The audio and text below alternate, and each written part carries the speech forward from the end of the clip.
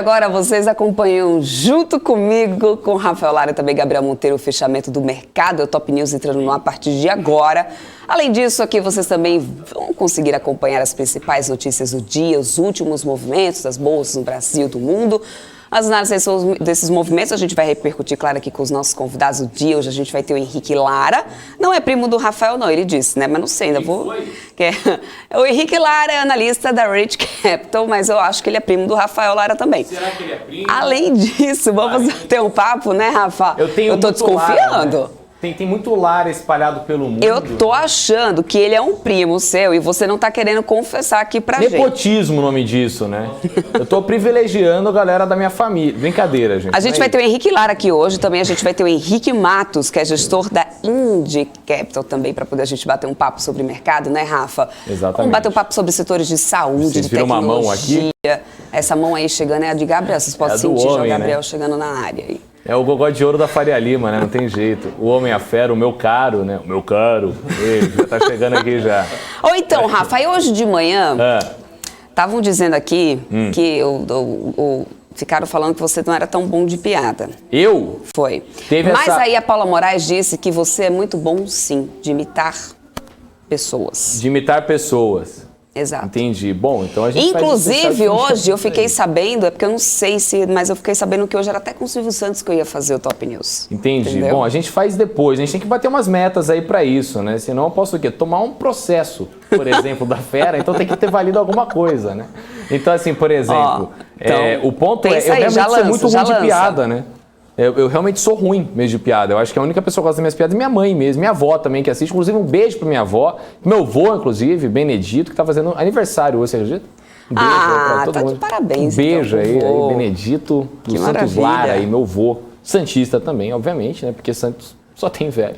Né? Então, é isso aí, um beijo pro meu avô aí, sensacional. Ó, a Gisela falando aqui, Débora, vem pro Rio, bora remar de stand-up e ver o Pão de Açúcar. Aliás, ela deixou, a Gisela acho que deixou mensagem até no meu Instagram falando sobre isso. Vem aqui. É mesmo? Tá tendo esse approach mesmo? Eu já fui até A Débora é a única pessoa que recebe os elogios desse programa, né? Aí eu não posso fazer nada. O resto, a gente, assim, a Débora tem quase 7 mil seguidores. Aí você conversa com minha mãe.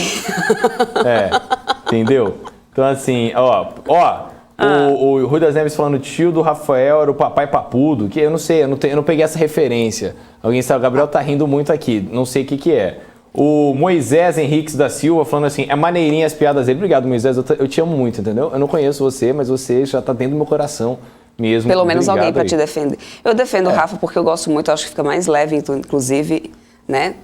Eu gosto. Exato. Claro que eu tô parecendo assistente que eu pareço o assistente do Bozo no SBT. Muito obrigado, viu, Emerson? Deus abençoe. Prefiro o Rafa, mas tudo bem. A gente vai nessa, né? A gente vai nessa. Aqui, ó, todo um amor aqui, né? Mas é isso. Né? Vamos lá, dar uma boa tarde pra ele, seu Gabriel Monteiro. Ele que festejou, hein? Sábado teve formatura da fera. De celebração da fera, que isso, gente. Cantou um Péricles aí, né? Um Até Que Durou, que né? Isso. Cantou, chegou aqui. Não, sofreu. O coração chorou, Rafael. Estou ouvindo revelações do Switcher aqui, da formatura de Gabriel Monteiro, inclusive. Leonardo Alcântara. Desliga a conexão aí, que você não tem coisa boa pra falar não, meu querido. Exatamente. Então hoje temos Lara no Laraverso aqui, na verdade. Lara no Laraverso. O Henrique Lara, Rafael Lara, vai ter uma confusão danada disso aí, né, gente? Exatamente. Eu espero que não, mas olha só, gente. Ótima tarde para todos vocês, ótima tarde, senhor Gabriel. Muito bem, vamos lá. Semana começando, segunda-feira começando. Muito obrigada pra galera que tá aí no chat com a gente, o Atílio, o Edson. Gisela, obrigada mesmo pelo convite. Não convida muito não, porque a gente, Ela falou, te convido também, Rafa. Não é difícil pra poder ir não, hein? Eu vou, hein? Eu sou maluquinho, hein? Eu broto nos lugares, no meio do nada, inclusive. Emerson, tá aí, você também, ótima tarde pra você. Rui das Neves também tá por aqui. Olha quem tá aqui que acabou de chegar dando um ótimo tarde pra gente. O amor está no ar, né? Olha só. É isso, ótima semana pra nós. E eu tô rachando o bico ainda com o papai papu. Me chamaram de papai papudo, que era o Pedro de Lara, da turma do Bozo, do SBT. Inclusive, obrigado, então, já que era parente meu também, né? Tio Pedro aí, muito, muito distante, né? Não cheguei, né? Não sei se tem parentesco, mas obrigado. De algum momento deve ter, né? Lara pra tudo que é lado aí. Vamos descobrir isso daqui a pouco. Daqui a pouco a gente vai bater esse papo, a gente vai descobrir. Enquanto isso, vamos dar atualizada aqui nesse mercado, vamos entender aqui como é que a gente tá com esse Bovespa hoje. que chegamos ao patamar dos 109.492 pontos. Isso não acontecia, gente, desde o mês de outubro. Eu vim voltando aqui hoje para poder dar uma olhadinha.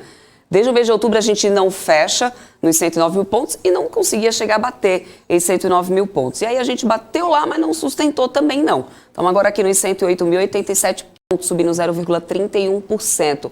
O dólar nesse momento, deixa eu só dar uma olhadinha, hoje era um dia de bastante volatilidade no dólar, mas olha só, já teve até intervenção aí do Banco Central, 0,91% de alta, quase 5,70. 5,69 agora para o dólar, tá? Vou expandir aqui o nosso mapa de calor para poder a gente ter uma noção. A Cogna continua aqui liderando quedas, inclusive. Desde de manhã que a Cogna vem liderando essas quedas aqui. Teve já, né, o dia do investidor, inclusive o diretor da companhia, CEO da companhia, falando sobre essa questão da saída do FIES, que impactou já receitas nesse ano, mas isso ainda deve também continuar repercutindo aí no próximo ano, 2022. E aí também, quando a gente sabe, quando vê essa questão, né, de incerteza, né, com novas cepas do coronavírus, isso também põe em risco esse setor de educação, né, que teve que rapidamente se adaptar para o híbrido. Então, Cogna, desde manhã, vem aí nessa liderança das perdas. Depois a gente tem Banco Pan, Cash 3 caindo, Cash 3 4,68, Banco Pan 6,9%, está ali brigando ali com o Cogna no ranking aí de liderança nessas quedas do dia. Aí o setor de turismo e aviação, também depois que saiu aquela confirmação sobre a primeira morte com a nova cepa lá, com a Omicron lá no Reino Unido, mesmo a gente sabendo, né, que tem uma maior transmissibilidade, é muito menos fatal, afinal de contas a gente já tem essa nova cepa circulando há um mês e agora apenas foi confirmado, né, então, uma morte com a nova cepa, mas ainda assim, virou totalmente aqui o setor de aéreas e turismo. CVC caindo 13,41%, Azul caindo também mais de 3%, Gol quase 4% de queda. Exetec, Cyrela e aí outras companhias aqui do setor de construção seguem em queda agora, 3,15% para a Exetec, 2,62% de queda para a Cyrela. Nas altas, a gente tem setor de saúde desde mais cedo, hein? Apivida, Intermédica, que estão aqui subindo na casa dos 5%. Setor de siderurgia e mineração também, a gente teve uma ótima cotação do minério de ferro hoje lá na Ásia, tanto lá no porto de Qingdao, como nos contratos futuros de Dalian. Os contratos futuros de Dalian chegaram a valorizar até mais de 7% e aí fechou o dia, né, com alta de 5%. Então a gente tem aqui a Apivida subindo 5,62%, Intermédica, esse no setor de saúde, tá? 5,36%, e aí vindo para a siderurgia, a Vale 3,28% de alta. A gente tem cadê os Minas que estava por aqui, gente? Os Minas agora, aqui, CSNA está subindo 1,28%. A gente tem aqui, depois eu vou trazer para vocês, aqui, 0,59%. Tá querendo brincar de esconde comigo aqui os papéis nesse telão. Mas é isso, esse é o nosso cenário para agora do Ibovespa. A gente está começando aí esse fechamento do mercado. Daqui a pouquinho, né, são 16h16, a gente vai atualizando vocês de como que a gente vai continuar, né, nesse mercado aqui. Mas enquanto isso, vamos lá dar o nosso giro de mercado, porque a Login comprou a Tegma e o negócio foi fechado em mais de 100 milhões de reais, não é isso, Rafa? Atualiza isso pra gente. Exatamente, Débora. E a informação foi confirmada pela própria Login hoje pela manhã. A empresa escolhida para a compra foi a Tecmar Transportes Limitada, empresa do segmento de transporte rodoviário de cargas com 20 anos de atuação e presente em todo o Brasil. No fato relevante divulgado pela companhia, foi confirmado que o preço base da transação é mais de 102 milhões de reais, valor que será ajustado com base na dívida líquida, capital de giro e outros ajustes na data de fechamento da transação, desculpa. Uma parcela correspondente a 27% do preço ajustado da transação será paga à Tecmar no fechamento da transação e o restante em parcelas anuais ao longo de 5 anos. Débora, você pode parar de rir, por favor, que eu tô vendo que você tá rindo. Tá aí. E eu tô ficando todo vermelho. Como é que eu tô vermelho? Como é que eu tô vermelho aqui? Entendeu? Acontece, né? Você ri de mim. Eu tô rindo do pessoal aqui no chat, calma. Não tô rindo de você. Não, tudo bem. Você que manda. Ai. Sua mãe que é maravilhosa. Filho de uma mãe linda aqui. Deu um filho lindo aqui com a gente, tá? Não, tudo bem. Mas eu tô rindo do pessoal do chat aqui, calma. Dessa vez não foi de você. Você só perguntou se meu pai é o Wallace Lara? Sim. Essa resposta já deu aí. Cima. Vamos lá, vamos continuando por aqui. Então, mas é o Lucas Vicente. Eu não queria, mas aí o Lucas Vicente disse que é o transamento da fechação. Acontece, né, gente? São os mais do ao vivo, vocês né, têm gente? noção de quantos textos a gente são lê 500 por programas dia? que a gente faz por ano. Né? Por semana, sei lá quantas horas de transmissão. Algum momento, A dicção vai pro ralo, né? Dezembro, por exemplo, né? Uma semana do recesso, né? Aí vem ali, perdão aí pelo O Anderson tá dizendo que sua noite foi muito boa ontem, Rafa. Oi? Então, vamos à próxima notícia, dizendo que... Vamos falar sobre a Apple, né, que se aproximou aí do valor de mercado dos 3 trilhões de dólares, gente, mas dessa vez é o Gabriel que vai atualizar. Pois é, Débora, as ações da Apple chegaram a subir 1% nessa segunda-feira, colocando a companhia aí perto de ser a primeira no mundo a ultrapassar os 3 trilhões de dólares em valor de mercado. Logo em seguida, porém, os papéis perderam força, acompanhando aí a piora, olha só o Rafael passando aqui, generalizada no mercado. Às 14 horas e 18 minutos do horário de Brasília, a ação caía cerca de 0,6% aí neste dia. Na semana passada, a ação subiu quase 11%, batendo recordes em 4 sessões. As ações da Apple têm disparado neste ano, com os investidores confiantes de que os consumidores continuarão gastando muito dinheiro com iPhones, MacBooks e serviços aí como o Apple TV e o Apple Music. Débora, a gente conhece bastante gente aí que adora uma Apple, né? Agora gastar dinheiro com esses serviços da maçã, né? Apple maníaca. Gente, eu já uso a Apple já faz bastante tempo mesmo, né? Eu fico refém aí das conexões. Você gosta? Bastante. É mesmo? Eu acho que o Android, ele é... mas aí é cada um, né? Manda. Eu acho o Android muito desorganizado. E tem gente que acha que é o iOS que é desorganizado. E aí eu acho que o Android não é nada prático, é totalmente desorganizado. Aí você tem que estar no negócio de antivírus. Não, trava. No fim das contas, a gente se acostuma a usar um sistema ou outro. Aí é coisa de costume, sistema operacional. É que nem eu quebro a cabeça com Windows, mas... Não, mas o que me impressiona é aquele pessoal que fica horas na fila para com seu primeiro aí também, pra mim não dá. Qualquer produto. Esse aí, se você é um desses, meus parabéns. O dia que a Apple me patrocinar, aí tudo bem, né? Vai que, né? Olha só. Alô, marcas de todo o Brasil, hein? Patrocina nós. Vamos lá, continuar aqui com o nosso giro de notícias, mas agora falando de notícias internacionais, porque funcionários de segurança cibernética em grandes empresas de tecnologia, gente, já estão lutando para poder consertar uma falha que os especialistas alertam que pode desencadear uma nova rodada de ataques cibernéticos em um software. O bug levou às investigações sobre a profundidade do problema na Amazon, que enfrentou problemas também com ataques na semana passada. E é a Giovanna Locatelli quem vai nos explicar melhor sobre esse assunto, sobre qual é essa investigação. Fala, Giovanna. As investigações estão em andamento e as empresas atingidas estão focadas nos seus sistemas de segurança. O problema atingiu Amazon, Twitter, Cisco System, também Microsoft. A Agência de Segurança Cibernética e de Infraestrutura do Departamento de Segurança Interna dos Estados Unidos emitiu um alerta sobre a vulnerabilidade dos sistemas de segurança das empresas e instou as empresas a tomarem as suas providências. A diretora do departamento, Jen Easterly, acrescentou no sábado ainda que, para ser claro, abre aspas, essa vulnerabilidade representa um risco grave. Como o bug é fácil de explorar e os ataques difíceis de bloquear, o problema no Log4j pode ser usado por hackers para invadir redes corporativas nos próximos anos. Esta foi uma avaliação de Aaron Portnoy, principal cientista da empresa de segurança Handori, que está acompanhando o caso. Ele disse que uma das vulnerabilidades mais significativas que ele viu e que pode perdurar para os próximos anos. A falha dá aos hackers uma maneira de transformar os arquivos de log que rastreiam o que os usuários fazem, as suas atividades na web, nos servidores de computador, em instruções maliciosas que forçam a máquina a baixar softwares não autorizados, dando assim uma porta de abertura para as invasões cibernéticas. Os hackers começaram a explorar esta falha já na sexta-feira e isso foi durante todo o final de semana para obter acesso aos servidores que executam o software de jogos Minecraft da Microsoft, além de outras empresas. A empresa identificou e agiu rapidamente. Em uma nota publicada na sexta-feira, a Microsoft aconselhou os usuários a atualizarem o software para corrigir este bug. A Cisco está investigando mais de 150 dos seus produtos em busca deste bug. Os que já foram identificados já estão sendo resolvidos. Giovanna Locatelli, dos Estados Unidos, para a BMC News. Obrigada, Giovanna.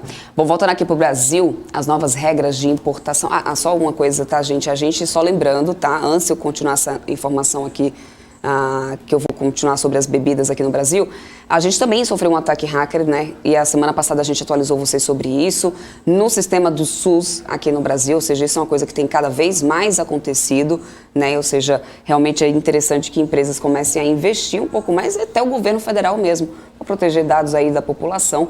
Foi o que aconteceu aí, o SUS foi invadido e aí a gente perdeu algumas informações temporariamente, né? Então esse é um problema que não só afeta o Brasil, mas também o mundo como um todo.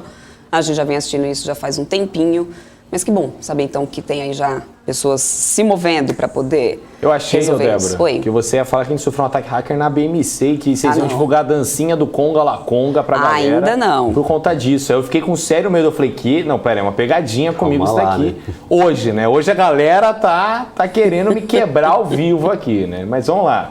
Vamos que vamos, Débora. Ai, vamos lá, Rafa, olha só, tão preocupada. Na verdade, aqui vamos continuar com as notícias aqui, né? A gente chamar Lili Quirilos aqui, gente. Hoje tá cruel aí. A bruxa tá solta. Ela me segue, inclusive, no Instagram. Um beijo pra ela.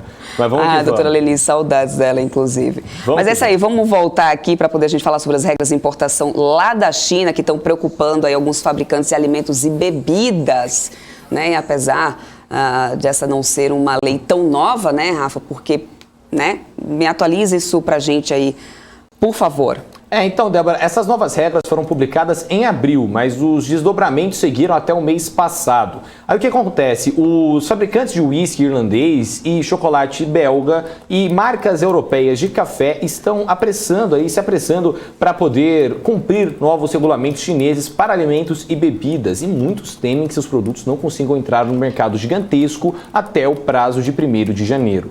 A agência alfandegária lá da China publicou novas regras de segurança alimentar em abril, estipulando que todas as instalações de fabricação, processamento e armazenamento de alimentos no exterior precisam se registrar até o final do ano para que seus produtos tenham acesso ao mercado chinês. Mas os procedimentos detalhados explicando como obter os códigos de registros exigidos só foram emitidos em outubro e um site para que empresas se registrem por conta própria começou a funcionar no mês passado. As importações de comida pela China aumentaram pelos últimos anos em meio a uma demanda crescente de uma classe média imensa. Elas chegaram a 89 bilhões de dólares em 2019, de acordo com um relatório do Departamento de Agricultura dos Estados Unidos, o que faz do país asiático o 6º maior importador de alimentos do mundo.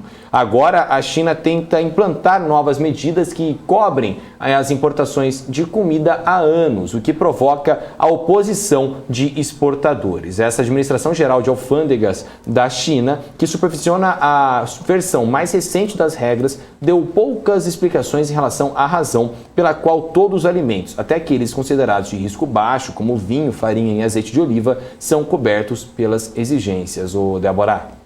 É isso aí, vamos lá continuar atualizando o pessoal quanto a isso aqui, no que a China decidir. Bom, gente, a Moody's afirmou que as condições de crédito para bancos da América Latina devem ficar estáveis. É o Gabriel que vai nos falar mais sobre isso.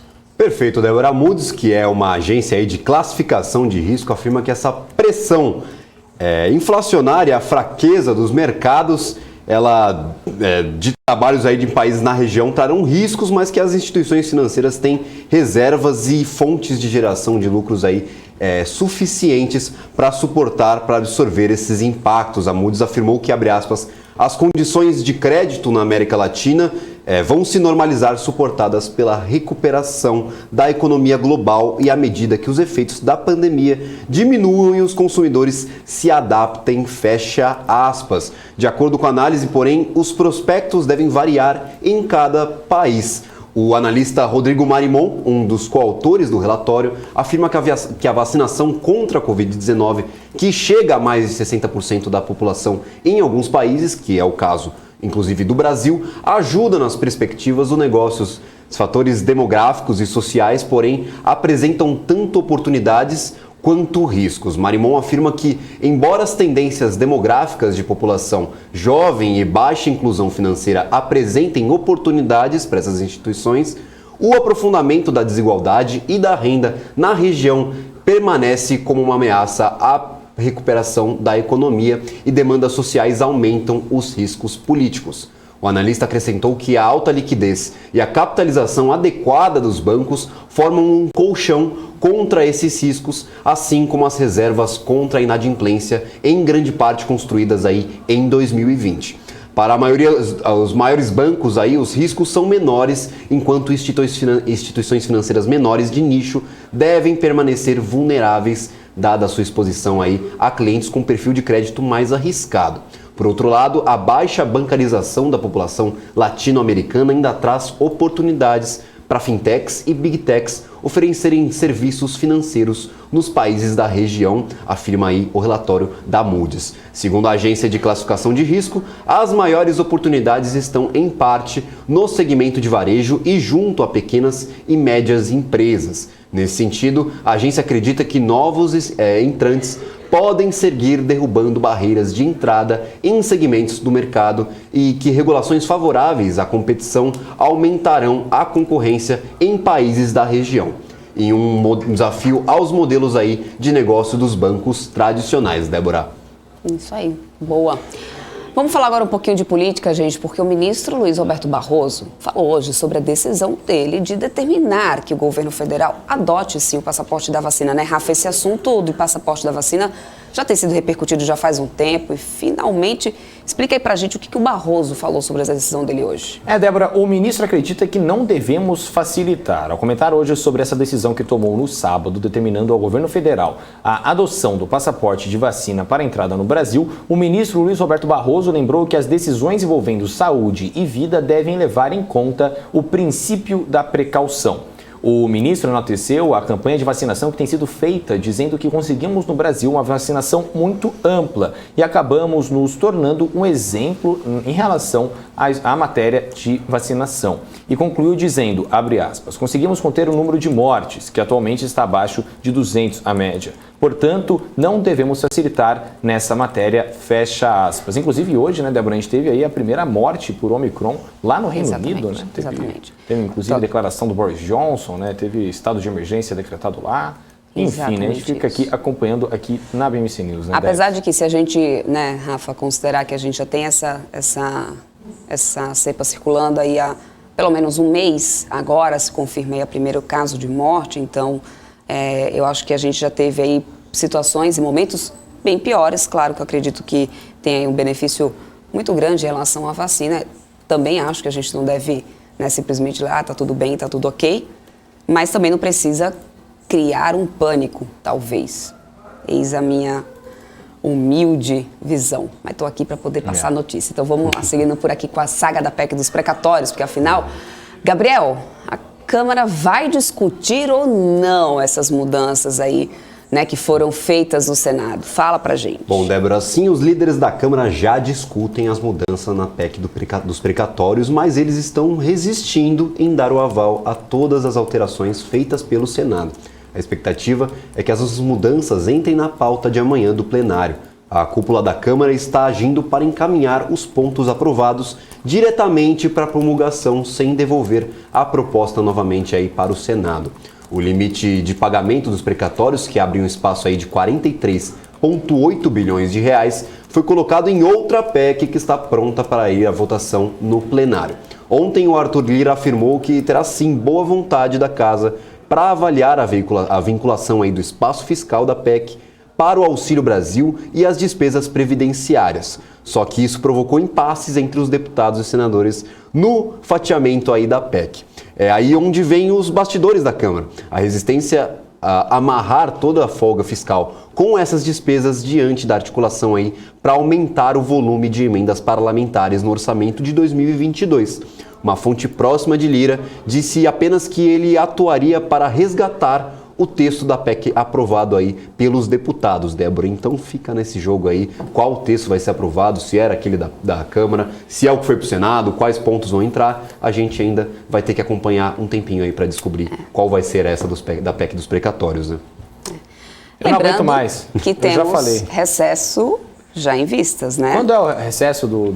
Eu acredito que é dia 22, Rafa. Eu vou até me certificar 22? aqui. Então já estamos em recesso praticamente. Já estamos, né? Sem pressão. Que é aquele pré-recesso. É quinta, né? É. Como se fosse quinta. Então, vamos ver. Deixa eu dar uma olhadinha aqui. 22 é uma quarta-feira, quarta que vem, recesso.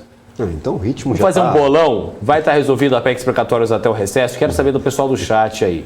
Quem ganhar, o Gabriel vai mandar um abraço no privado no Instagram. Não, está previsto para começar no dia 23. Ah, perfeito. Então, mas assim, ainda que sim, é semana só que o problema, né, Rafa, que nós temos aí um orçamento para ser formulado para o ano que vem. E o orçamento do ano que vem depende exclusivamente da aprovação ou não aprovação. O que vai ser dessa PEC dos precatórios tem que estar decidido. Ou seja, a gente vê cada vez mais o prazo se encurtando e as coisas vão se complicando cada dia aí um pouquinho. E a insegurança vai aumentando, sabe? O dólar vai para as alturas, aí tem... Bem isso. Gabriel, obrigada super pelas suas notícias, obrigada pelas informações. A mestra está de volta aqui com a gente para poder atualizar o pessoal aí dos últimos destaques do dia. Super obrigada, parabéns pela sua festa. Que isso, e muito obrigado. Vai lá, a gente continua por aqui. Rafa. Eu vou lá, a gente vai trazer todas as informações aí do transamento, da fechação do mercado. Sempre aqui atualizando completamente. Desculpa, Rafa. Anota aí, Rafa. Eu não consegui segurar. Tá anotado. Anota, eu falei, eu vou ter que usar, eu vou ter que falar. Anotado. Tô usando inclusive aqui minha caneta da BMC Sempre News, inclusive, ó. Nas lojas de todo o Brasil. Daqui já tá anotado no caderninho aí na lista negra do Rafael. Tá aqui. Desculpa, eu não consegui. Gabriel Monteiro. Essa despedida. Dia 13/12, fez piadinha com a minha dicção. Tá aqui. Fica tranquilo que tá anotado. Um beijo pra todo mundo que tá nos assistindo. Tchau, Gabriel. Vamos lá, gente. Programa pra vocês. Continua por aqui. O mercado vai lá, ó, mas reduzindo os ganhos, hein, gente? 0,34% de alta agora, 108.128 pontos. A gente tem aqui setor de Banco Pan e Cash agora que estão aqui disputando para ver quem que vai liderar essas perdas agora. Mas a gente ainda tem Cogna aqui. A educação ainda está aparecendo por aqui, depois logo em seguida a gente tem turismo e aviação. O setor de saúde ainda está liderando as altas, depois a gente tem a Vale aí, né, com mais de 1,5 bi de movimentação de volume financeiro. Bradespa em seguida, Elet 6, Elet 3, CPFE tem um setor também aqui de energia elétrica. Mudou um pouquinho o consumo de energia elétrica, né, Rafa, do pessoal? Eu estava dando uma olhada nisso também e acho que isso pode também, óbvio, favorecer essa cotação que a gente está vendo hoje. O dólar continua do mesmo jeito, quase batendo 1% de alta, gente, olha só, 5,69. Esse é o cenário que a gente tem agora. E agora, Rafa, a gente vai bater um papo aqui, né, sobre algumas empresas do setor de tecnologia e saúde, com ele, que eu acho que é o seu primo, Henrique Lara. Eu preciso Ele é analista da Range Capital. Boa tarde, Henrique. Seja muito bem-vindo aqui. Cadê você? Olha aí, o Henrique. Tudo bom, parente? Seja bem-vindo ao BMC Tudo News, bem, pessoal? Top News. Tudo certo, primo. Henrique, a primeira coisa que eu tenho que te perguntar é quantas vezes você já ouviu a música do Pedro de Lara, laiá, laiá, laiá, laiá, laiá, laiá, laiá, laiá, que o pessoal deve fazer aí pra você também. Várias vezes, viu? Bem comum por aqui. Eu gosto dessa música, você gosta? Eu gosto, eu acho que poucas pessoas têm o privilégio de nascer já com uma trilha sonora própria. Né? Então é legal, você entra no local, né? Tem animação, a música de alegria, né? Então, enfim, muito bom. Então seja bem-vindo ao Top News aí, pra gente bater um papo aí sobre algumas empresas, várias empresas inclusive, que eu sei que se acompanham aí desse setor tech, até, enfim, né, saúde, enfim. Bom, Debs, posso fazer a primeira pergunta já direto? Vai, pode ir, é seu primo, então vai lá, faça as honras da casa, por favor. Então, tá bom, por favor, né? Assunto de família aqui. Quando é que vai ser nosso churras? Brincadeira. Vamos lá. Ó, queria te perguntar, ô Henrique, como é que você tem visto, um panorama geral primeiro, sobre o setor de tecnologia, tanto lá fora, né, quanto aqui no Brasil. Né? A gente tem visto as empresas aí tendo que se adaptar, né, depois dessa crise da Covid-19, né, da pandemia, enfim. Inclusive, saiu até uma notícia, Débora, não sei se você viu, do Google, que vai pagar R$9 mil para todos os funcionários aí como bônus de felicidade, inclusive, aí, porque estava diminuindo a felicidade lá por conta do home office. Então eu queria que você desse aí pra gente sua visão sobre o setor de tecnologia, pra gente conseguir aí abrir nossos papos aí sobre esse setor que movimenta bastante o mercado, né? Claro, legal. Então, vamos lá. Depois de uma pandemia que trancou todo mundo em casa, as empresas foram já muito beneficiadas, né? Então a gente falando de redes sociais, de e-commerce, de empresas digitais em geral, né? Meio de pagamento e todo esse resto de setores que se beneficiam da digitalização das atividades no dia a dia andaram muito. E aí a gente teve um ambiente macro muito positivo também para que as empresas performassem ainda melhor, né? Então, com a diminuição das taxas de juros, a injeção de liquidez muito agressiva nos mercados, tanto local quanto globalmente, né? A gente viveu um momento de perfeitas condições para essas ações, e o que a gente está vendo agora é um pouco de revisão dessas perspectivas, né? Tanto porque muitas dessas empresas não estão conseguindo manter a taxa de crescimento absurda que elas reportaram durante o ano de 2020 e 2021, então o crescimento está sofrendo um pouco, quanto por conta dessa questão macro também, né? Da gente ter agora um cenário de retirada de liquidez, o inverso do que aconteceu no ano passado, e também a reabertura, né? Por mais que agora a gente tenha observado aí de perto essa questão da Omicron, se a gente pode voltar ou não a ter algum lockdown, por enquanto a ideia é que isso não volte a acontecer, né? Então essas empresas vão ter dificuldades em manter esse nível de crescimento que elas apresentaram, e aí a gente está vendo um movimento de separar o joio do trigo, né?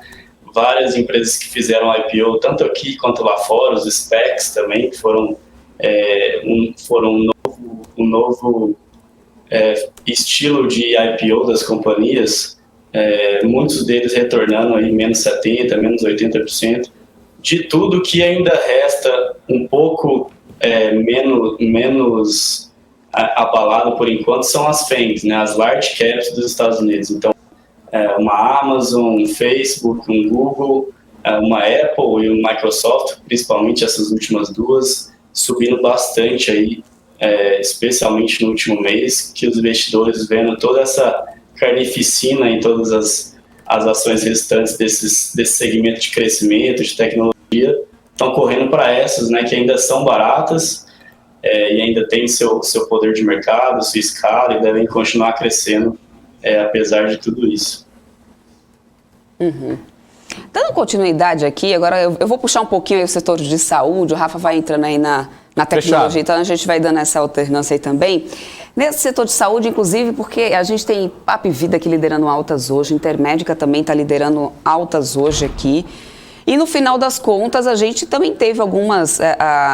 tem o setor mesmo, assim, o mercado como em si, né, está favorável para as ações do setor. Eu estava vendo aqui que o Bradesco BBI teve uma divulgação de projeções de forte crescimento de lucros para algumas empresas da área. Eu queria entender no teu ponto de vista, assim, se você também tem essa mesma opinião, se você acredita nesse up aí de algumas companhias, né, do setor. A gente vê a Apvida hoje aí despontando na frente. O que você acha que pode estar sendo favorável, né, para que leve essas companhias, então, a ter esse forte crescimento nos lucros aí nos próximos meses ou trimestres? Uhum. Legal, boa pergunta. As ações de saúde verticalizadas hoje estão despontando, né? E eu acho que, além do fato delas terem sofrido muito recentemente com alguns ruídos, né? Então, um projeto de lei no Congresso que objetivava aumentar o salário mínimo de enfermeiros e assistentes de enfermagem. A gente teve também algum ruído de que talvez o CAD pudesse não aprovar a transação de fusão entre Apvida e Intermédica. E a gente teve, por último, também essa subida na taxa de juros muito agressiva no Brasil. Essas empresas têm múltiplos altos, então maior sensibilidade, né, para a taxa de juros na nossa economia. E por último, tivemos também a Omicron, né, que possivelmente seria ruim para essas empresas, dado que gera mais custo para elas atenderem as vidas seguradas. Então, eu acredito que o relatório do Bradesco e talvez outros investidores estejam realizando que, apesar da Omicron estar avançando muito rápido, até então a gente teve um aumento muito grande de hospitalizações, e eu acho que isso dá um alívio para os investidores desse segmento, fora todos esses outros motivos aí que parecem ter arrefecido também, o PL das enfermeiras e os juros locais também, que no último mês deram uma boa decrescida. Agora, Primo, fiquei sabendo que você também gosta de criptomoeda, igual eu, você acompanha esse setor também. E tem uma galera aqui no chat falando da questão do metaverso, né? A gente tem o Facebook, por exemplo, que mudou seu nome aí da holding para Meta. Então, eu queria aí que a gente pudesse bater um papo sobre como é que o setor de tecnologia pode mudar sua perspectiva depois dessa entrada do metaverso, né? Não só o setor de criptomoeda, mas como o próprio setor de tecnologia, né? Google, Amazon, Facebook, obviamente, né? Apple. Você acha que vai ter aí uma mudança de holofote para esse setor? As pessoas vão ter que começar as empresas vão ter que começar cada vez mais a olhar para esse cenário de metaverso como uma porta boa aí de lucro para o futuro? Acredito que é inexorável, viu, primo? Porque até hoje eu vi uma notícia de que as agências dos bancos estão com um volume de clientes historicamente baixo, né? Então caiu menos da metade o número de pessoas que estão visitando e a gente já está com as agências abertas, né? Então tem gente que é muito cética com o metaverso, mas eu sou ainda mais cético com quem aposta no passado. Eu acho que a tecnologia está aí, muitas vezes ela demora para ganhar maturidade e para mostrar o real potencial dela, mas uma vez que isso acontece, isso é algo muito brusco, né? Então, tanto no segmento das criptomoedas, que eu acho que vale a pena o pessoal estudar mais a fundo e ver o potencial disruptivo disso para vários setores e negócios hoje na economia, quanto no metaverso, que também é um tema de conversa com cripto, mas também pode ser explorado por uma Apple, por um Facebook, por uma Microsoft, aí tanto construindo o hardware quanto o software, plataforma, para a gente poder experimentar esses mundos, são coisas que só vão crescer daqui para frente, né? Então está projetado para multiplicar por 5 daqui 5 anos o número de headsets, né? Que são esses aparelhos de realidade virtual, de realidade aumentada. Essas empresas já têm declarado ou não declaradamente investimentos bilionários nisso, então elas estão acreditando e elas conseguem ver um pouco à frente do que a gente tem hoje, qual é o potencial desse mundo. E eu acho que na pandemia ficou um pouco mais claro para todo mundo, né? Como tanto reuniões, quanto viagens, quanto entretenimento, muito disso pode ser digitalizado, muito disso a gente pode experimentar de forma diferente do que a gente fazia no mundo físico, e esse é um mercado que só está começando. Uhum. Voltando aqui um pouquinho na questão da saúde, né, até porque eu estava dando ali desses dias aí para trás sobre essa questão da PL dos enfermeiros, né, e eu queria entender para esse setor de saúde, queria repercutir os impactos dessa história dessa PL dos enfermeiros aí na tua opinião, na tua visão, né, tem a questão da Omicron agora, também, né, isso já vem aí, já é uma coisa que já pesa como por si só bastante, ainda tem essa questão dessa pele dos enfermeiros. Como que isso impacta no setor? Você acha que isso tem algum impacto direto ou não? Sim, caso isso passe, Débora, seria um impacto direto realmente nas empresas do setor, né? Algumas mais, algumas menos, vai depender um pouco de qual é a geografia das empresas, né? Algumas que tiverem uma concentração maior no Sudeste, por exemplo, que o nível de salário já é maior, pode ter um impacto menor.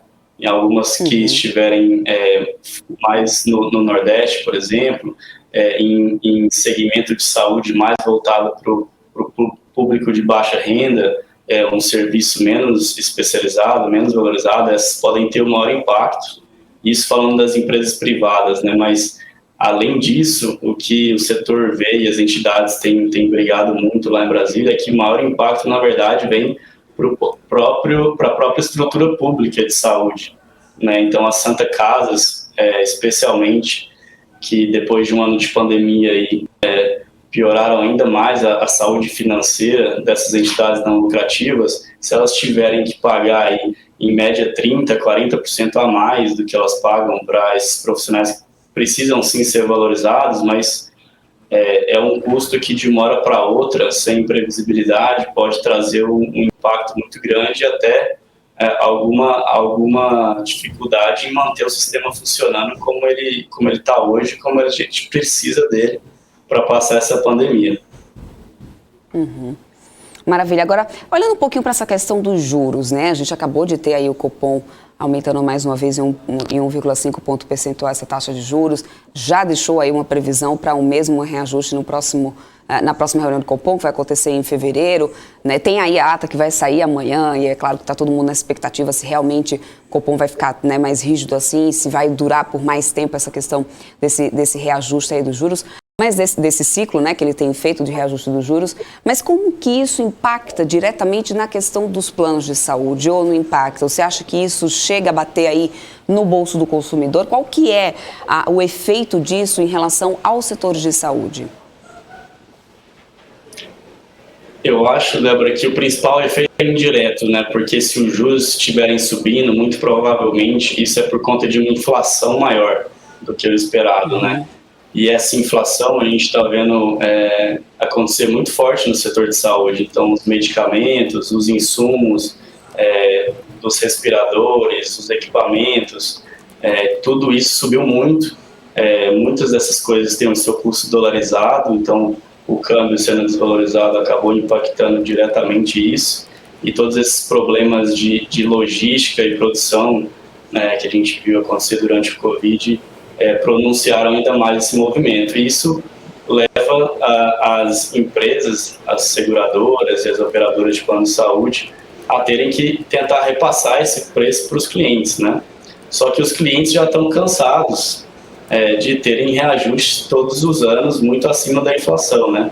Então, esse é um ponto que quem investe nesse setor precisa ficar atento de até onde isso pode ir, né? Até quando o brasileiro vai ter o capital suficiente, a renda suficiente para conseguir arcar com esses planos da forma como estão hoje. Perfeito. Agora, Primo, deixa eu te perguntar uma outra coisa, viu? Eu sei que você, igual a gente estava falando agora há pouco, né, sobre criptomoedas, enfim, e eu estava lendo esses dias um relatório da Bloomberg, né, falando que 2022 vai ser um ano horrível para as criptomoedas, que é a destruição e tal. Inclusive, apresenta o programa de criptomoedas aqui na BMC toda quarta-feira, às 7h30 da noite. E a grande questão é a seguinte, queria saber a sua opinião. Você acha que 2022 essa tragédia está anunciada mesmo? Aí ninguém vai conseguir salvar de nada, nem ação nacional, nem dólar, né, que está disparando aí, tem criptomoeda também não vai dar? Ou você acha que toda a tragédia anunciada no mundo das criptomoedas é algo a se ficar de olho para conseguir comprar bons ativos, bons criptoativos? Então, Primo, eu acredito muito no potencial dos criptoativos, mas eu acho que realmente a gente está com cara de que vai passar por mais um inverno das criptomoedas mesmo, né? Como já tivemos algumas vezes no passado. Então, nesse momento em que o Fed está prestes a começar a subir os juros, retirando liquidez dos mercados, esses foram ventos de cauda que beneficiaram bastante esse mercado, né? E agora talvez a gente vai está começando a ver o topo das inflações ao redor do mundo, né? Então esses eram ativos considerados, né, como uma válvula de escape do mercado tradicional para quem quer comprar um Bitcoin, por exemplo, que tem uma oferta limitada e se proteger da inflação, e talvez essa não vai ser uma demanda tão acentuada nesse momento. Agora, dito isso, apesar de acreditar que a gente não vai ter um 2022 brilhante para as criptos, pode ser um bom momento de entrada, né, para quem está com um horizonte um pouco mais longo, para quem estiver disposto a estudar um pouco todos os projetos que estão sendo desenvolvidos aí em blockchain e participar dessa que é uma revolução, que pode ser a nova internet, né, que está chegando aí, e hoje a gente pode ter um pedacinho dessa nova internet, que é algo que não era possível na internet original. Perfeito. Debs? Maravilha. Para poder falar mais ainda aqui sobre esse setor de saúde, Redditor, você tem alguma expectativa aí para essa companhia? Você acha que ela também entra nesse viés aí, como a gente está vendo também, de boas perspectivas como uma Apvida ou não? Como que está a tua expectativa para esse case de Redditor?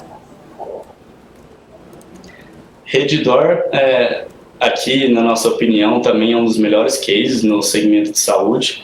Ele é um pouco oposto à lógica de Apvida, que é uma verticalizada e atende níveis mais baixos de saúde. A Redditor tende a focar mais no mercado de alta qualidade.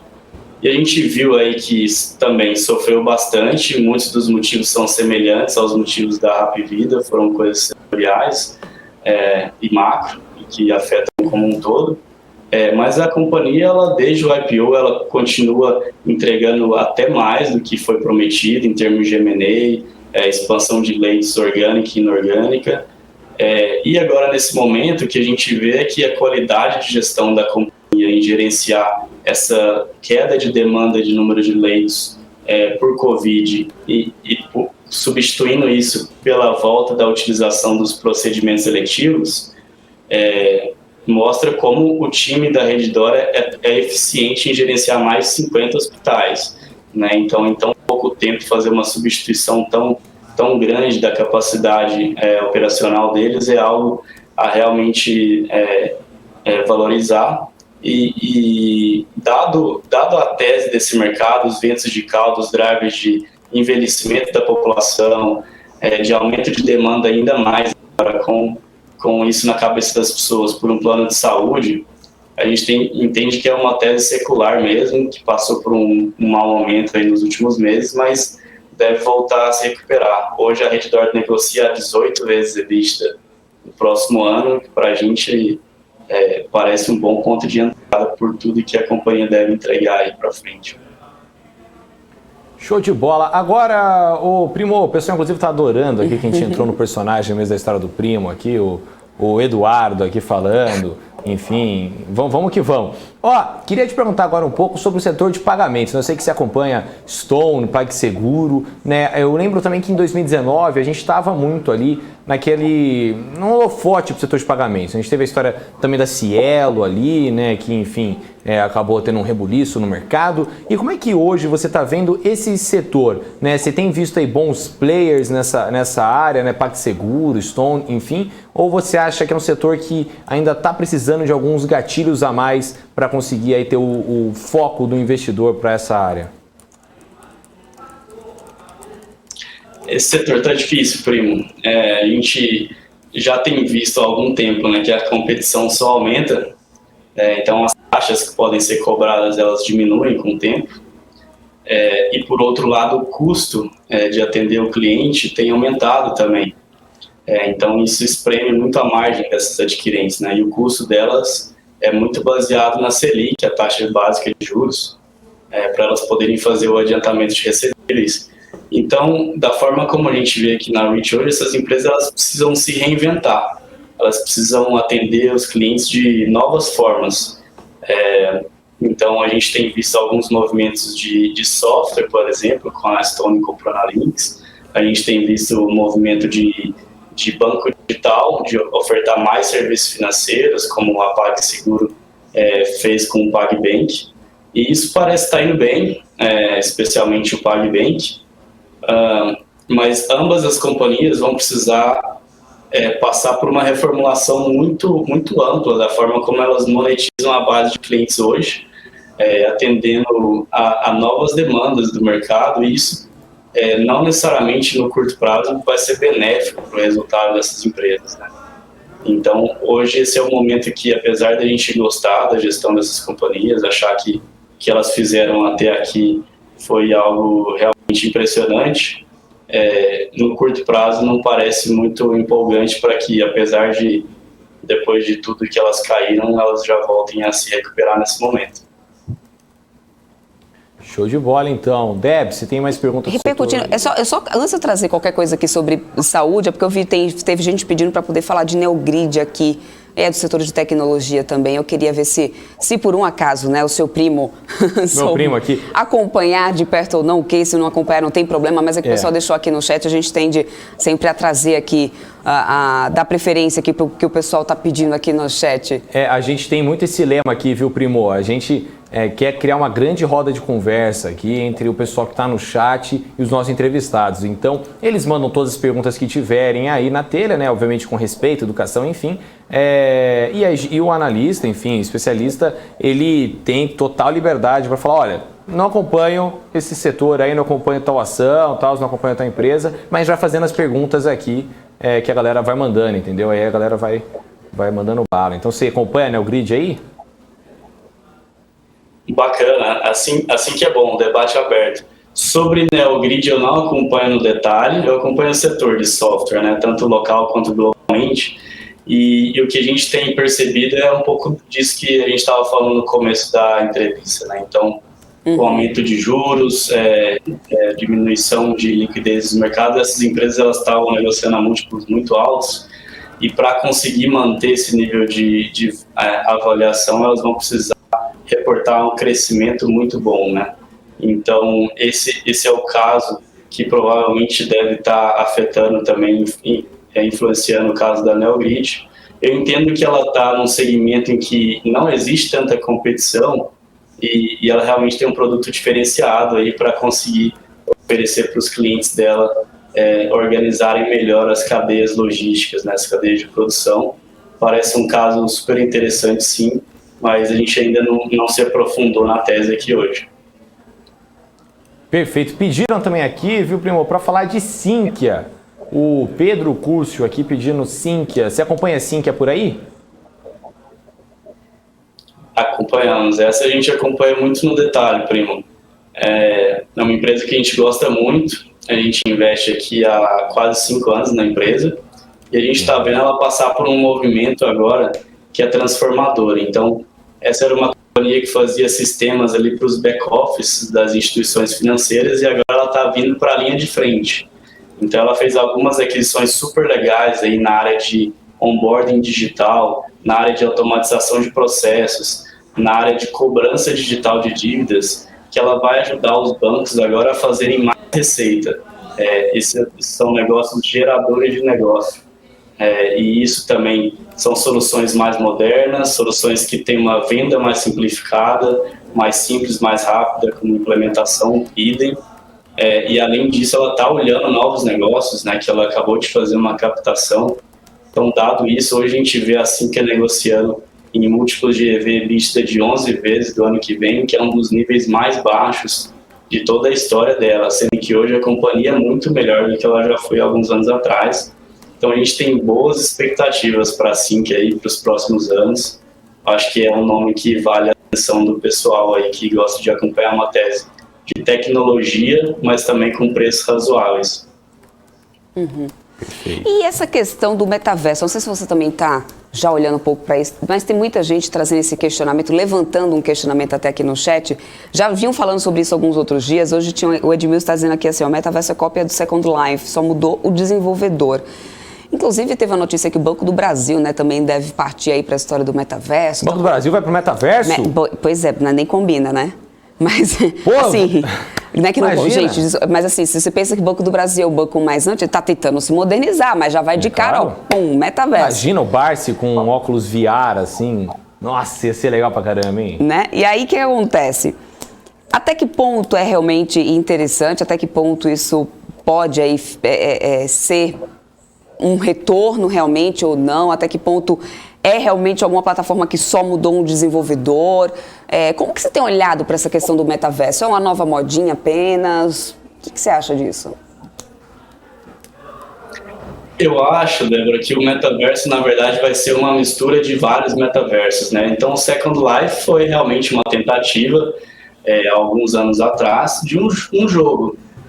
Um jogo que, aparentemente, os usuários não se prenderam muito, né? Talvez não fosse tão bom. Hoje a gente vê que tem outros jogos tentando também, mas jogos são coisas muito cíclicas, né? Então, a gente até investe aqui, já investiu em algumas companhias de games, e você não pode esperar que um game que está bombando hoje vá continuar bombando por 10, 20 anos. Isso é realmente poucos que conseguem realizar. Então, assim, eu acho que o Second Life não ter funcionado não necessariamente vai contra aí a tendência que a gente está a digitalizar todas as nossas atividades no dia a dia, né? Então, na pandemia, por exemplo, a gente viu que a gente pôde digitalizar e melhorar todos os processos de documentação, por exemplo. Então, uma empresa como a DocuSign andou muito bem. A gente pôde digitalizar as reuniões com o Zoom.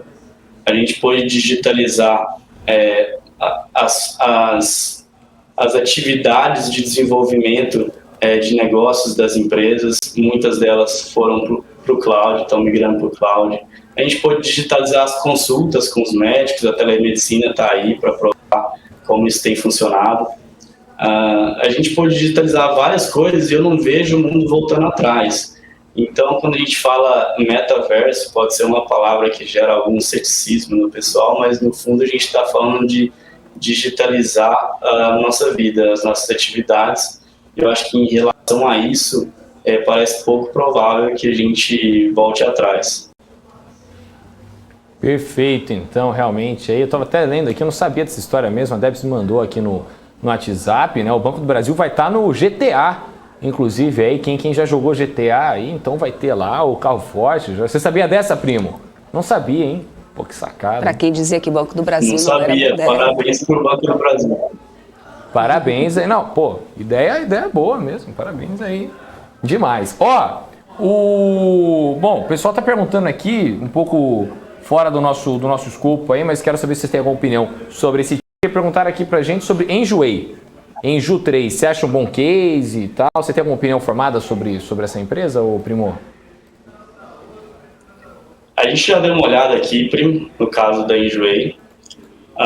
As dificuldades ali são as mesmas de qualquer marketplace, né? Então você precisa criar uma massa crítica de usuários que retornem para lá sem que você precise gastar muito com propaganda a toda transação que você vai fazer. E esses números, esses drivers de fundamento, eles não estavam muito bem nos últimos meses aí, depois que a empresa fez o IPO.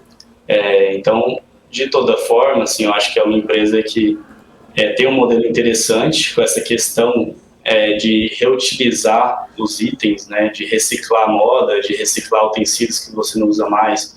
Isso é uma tendência que grandes marcas, inclusive, têm investido. Agora resta saber se a Enjoei vai ser uma boa operadora nesse segmento, se ela vai conseguir trazer usuários, realizar vendas, monetizar, cuidar da logística também, que é cada vez mais importante em marketplace, dos pagamentos. Isso aí é algo que a gente precisa acompanhar. Perfeito, então. Ó, muita gente aqui, o pessoal falando que no GTA os caras vão roubar o banco. Acho que não vai ser isso não, viu? Vai ser, você pode dirigir o carro forte lá e fazer missões lá dentro do negócio. Pô, que sacada bacana. Eu tô realmente, assim, impressionado, Débora. Se empolgou, Rafa. Pô, me empolguei, porque eu... Bom, enfim, eu já joguei muito GTA, já não jogo mais porque eu não tenho tempo, mas já joguei muito. Que sacada legal. Bom, o JJ aqui mandando, Rafa, a Adidas recentemente firmou parceria com o Bored Ape Yacht Club e fincou a barreira no metaverso. Realmente, né? Teve até a disparada do...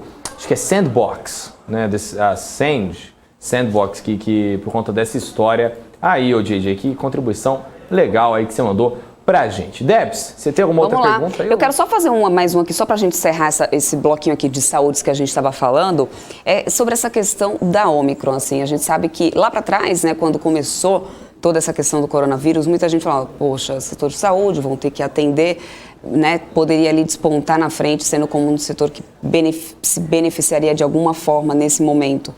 Mas não foi exatamente assim o que aconteceu. Agora a gente já tem muita coisa, um cenário mais desenhado, a gente já tem vacina, muita coisa aí que se torna mais favorável, né, inclusive para as companhias. Mas aí vem essa Omicron, tá aí uma nova cepa e aí vários outros, né, já cientistas e tudo mais, falando que a gente ainda tem que se acostumar com o surgimento de outras e outras cepas até que realmente consiga-se ter um efetivo controle disso, vai ter que estar na nossa rotina.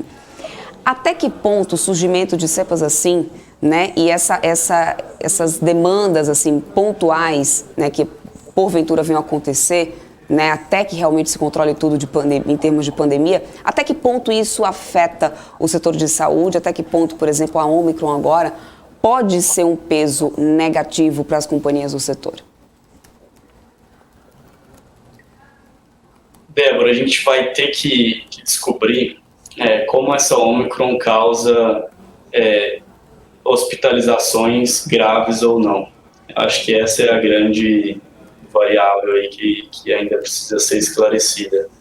Porque isso vai determinar se essas companhias elas vão acabar tendo custos muito altos, que não são, em sua grande parte, remunerados pela base de clientes, ou não. E também é o que vai determinar se as pessoas vão ficar muito assustadas, se a gente vai ter fechamentos de novo de algumas partes da economia, as pessoas podem postergar a ida para os hospitais para fazerem procedimentos eletivos, que esses sim são os mais lucrativos para as companhias de hospitais, por exemplo, ou para os laboratórios, que até utilizaram os exames de Covid para ter alguma ressalva aí nas receitas, mas que acabam perdendo todas as outras das pessoas que acabam postergando os tratamentos. Então, vamos acompanhar. Por enquanto, o que a gente tem visto são basicamente o número de casos aumentando e de hospitalizações. Acho que a gente ainda vai precisar de alguns dias para descobrir como é que se comporta. Perfeito, então. Mandaram aqui, é nóis, Rafa, é nóis, DJ. Obrigado pelo carinho, pela audiência. Debs, vamos... É isso, vamos lá encerrar aqui, já são 5 horas e 8 minutos. Vamos pedir aqui para o seu primo deixar... Perdeu o nome dele, né? Imagina, Henrique. Obrigada mesmo pela tua participação aqui conosco. É sempre muito bom ter alguém aqui que possa trazer um pouco da visão de mercado, dividir um pouco, né, para poder conseguir ajudar aí quem está nos assistindo a abrir um pouco a mente, ainda mais em momentos como a gente tem passado, com tanta volatilidade, tanta coisa acontecendo ao mesmo tempo, né, um cenário que é totalmente imprevisível, né, então muito obrigada pela tua participação e fica aqui já o espaço para que você deixe aqui suas considerações. Já é de casa já. Já é de casa, já tem primo tá aqui, tá tudo certo. A vir aqui, eu tem só a quero ceia ser de Natal convidada também nesse na minha churrasco casa aí lá. dessa família aí, hein? Tem a ceia de Natal lá em casa também, se quiser participar, Natal tá vindo aí, pode vir, a gente faz amigo secreto, não tem problema não, primo. Valeu, pessoal, muito obrigado pela recepção, sempre um prazer estar aqui com vocês, muito divertido. Um abraço, bom trabalho. Valeu. Maravilha, bom trabalho para você aí também, uma ótima semana. Obrigadão. Rafa, oi. Vamos lá? Vamos. Olha só, Ibovespa, 108.203 pontos agora, subindo 0,41%. A gente já foi a uma máxima hoje, gente, de 109.492 pontos.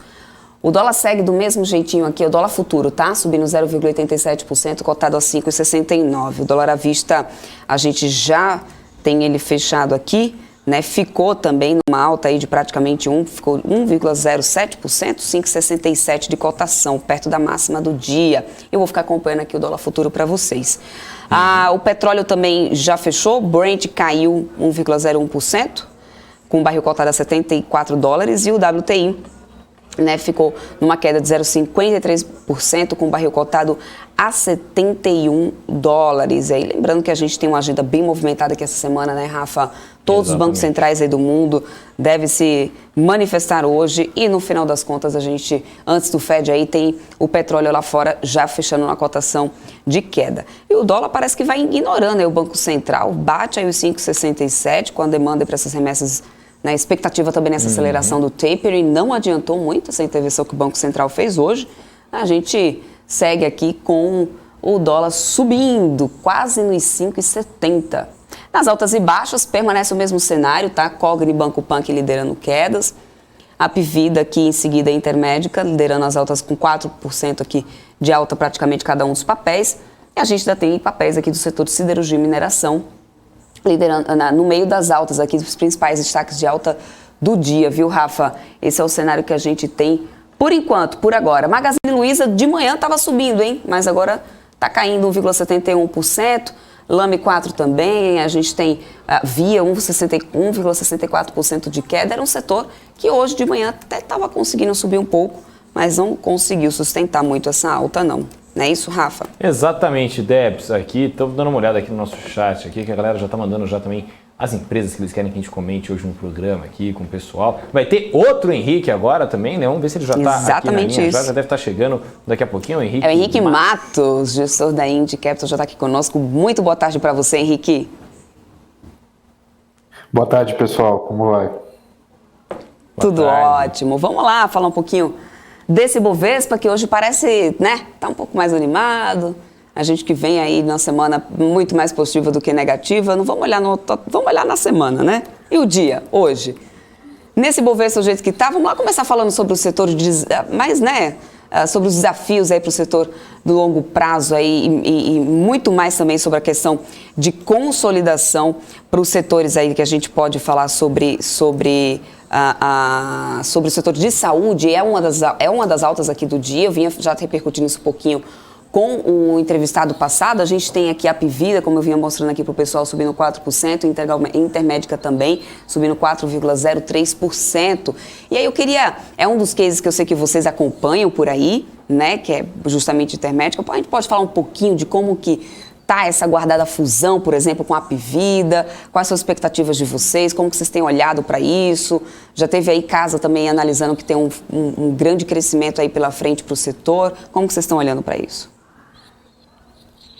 Não, vamos lá. Acho que, enfim, a gente aqui na Índia é bastante animado aí com essa tese de verticalizada, né? Acho que sobre a performance de hoje, alguns bancos fizeram relatórios aí bastante positivos sobre as empresas, né? Acho que a fusão, a gente tem uma data importante aí que é em fevereiro, mas assim, como a gente enxerga hoje, né, as empresas, tanto a Apvida quanto a Intermédica, parecem muito baratas, independente da fusão, né? Então, se a gente olhar para ela, para os valuations, excluindo as sinergias que a gente espera do deal, já é uma simetria muito atrativa, tanto se você olhar para outros múltiplos do setor de saúde, como você olhar para o histórico dessas próprias companhias, né? Então, a gente acha que você tem um upside relevante aí da aprovação do deal, né?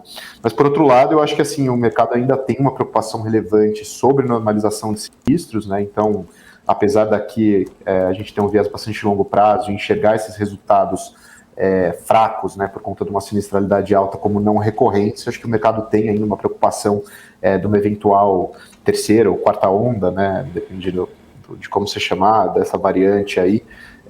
Então acho que o mercado está esperando para ver, né? Inclusive a gente tem uma outra data importante, que acho que agora, quarta-feira, que é a data limite para o CAD se pronunciar em relação a Unidas e Localiza, né? Eu acho que pode ter alguma leitura lateral aí, né, de um CAD, se aprovado, acho que pode gerar algum ânimo também sobre o que tem por vir em Intermédica e Apvida, ou o contrário também pode ser verdadeiro, né?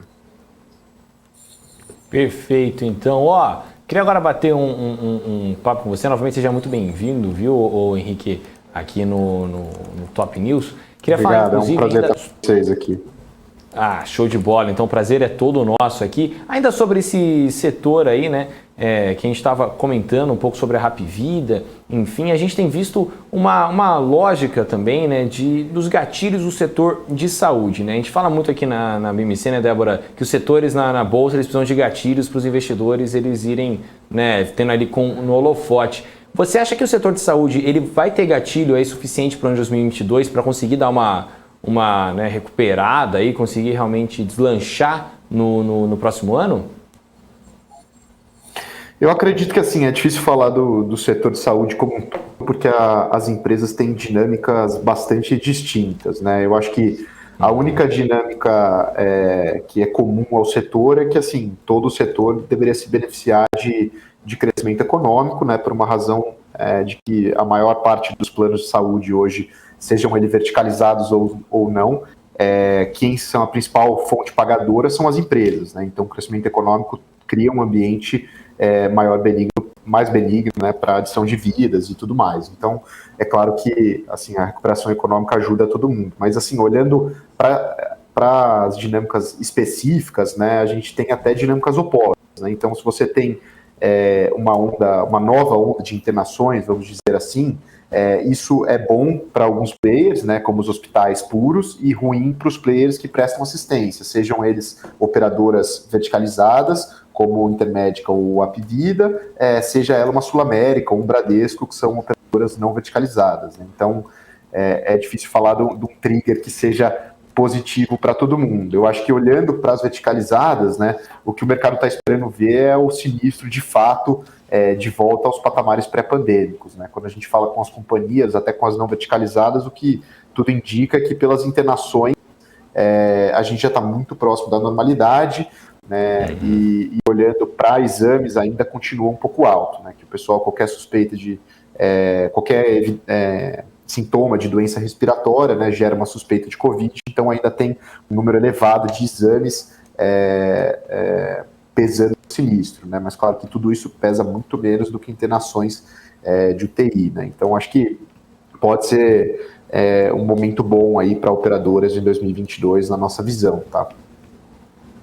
Show de bola. E outro ponto que é interessante também, eu acho que é aí mais positivo para as verticalizadas, é que teve muita operadora que a gente viu que repassou o benefício da sinistralidade, que hoje foi alta em 2021, mas em 2020 temos que lembrar que ela foi o primeiro ano da história de inflação médica negativa, né? Então, muitos procedimentos foram adiados e o custo das operadoras, no fim, ele caiu. E aí isso ditou o reajuste para 2021.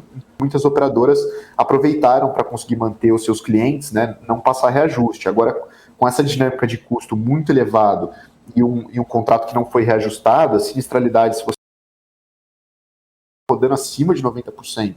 Né? E isso é verdade para outros players da indústria que vão ter que repassar isso para o preço em 2022, né? O que gera uma dinâmica positiva aí para as verticalizadas que se apresentam como uma proposta mais affordable, aí, vamos dizer, para as empresas. Né?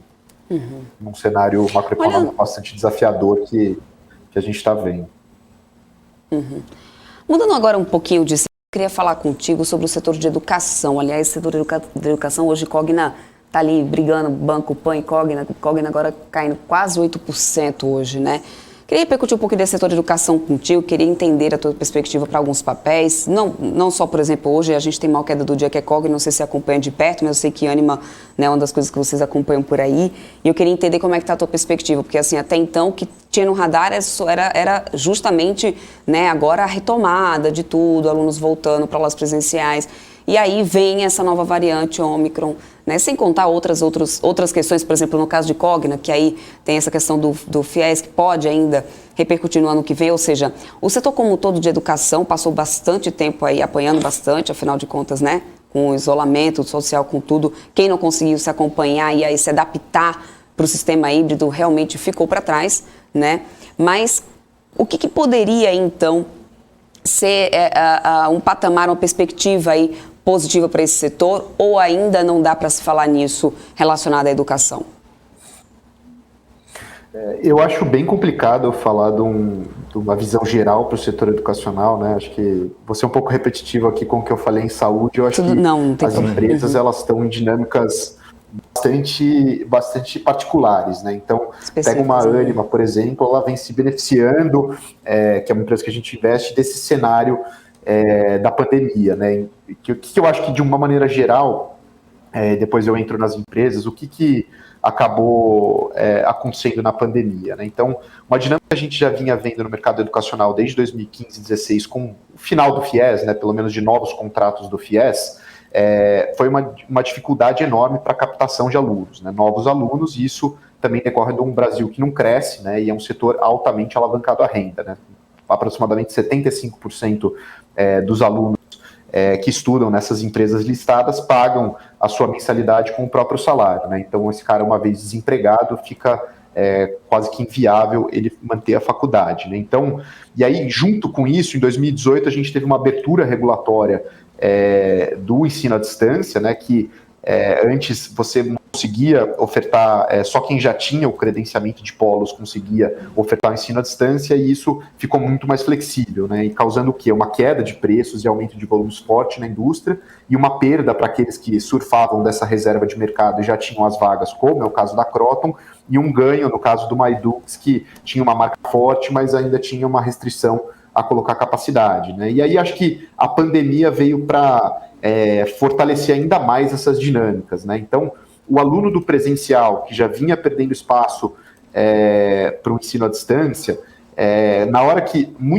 a maior parte das faculdades, né, quando começou a pandemia, o que elas fizeram? Elas pegaram os alunos do presencial e plugaram eles na plataforma de EAD, né? E aí o aluno, quando estava num presencial de baixa qualidade, percebeu que não tinha grande diferença, falou, pô, antes eu pagava 600, eu posso pagar 180, isso acelerou a migração do presencial, vamos dizer, de menor qualidade para o EAD. No caso da Ânima, né, de novo, o posicionamento diferenciado de qualidade foi evidenciado, né? Uma vez que esse aluno do presencial da Ânima foi para uma experiência digital, né, mas muito mais similar ao presencial, numa aula por Zoom, número limitado de alunos por professor, onde todos conseguem interagir, né? Então, muito parecido com o ambiente presencial, mas viabilizado por tecnologia, parecido com o que a gente mesmo está fazendo aqui agora, né? Os outros não, foram plugados numa plataforma que às vezes nem aula tinha, era muito conteúdo digital, e o cara simplesmente realizou que ele podia pagar muito menos para ter acesso àquele mesmo conteúdo.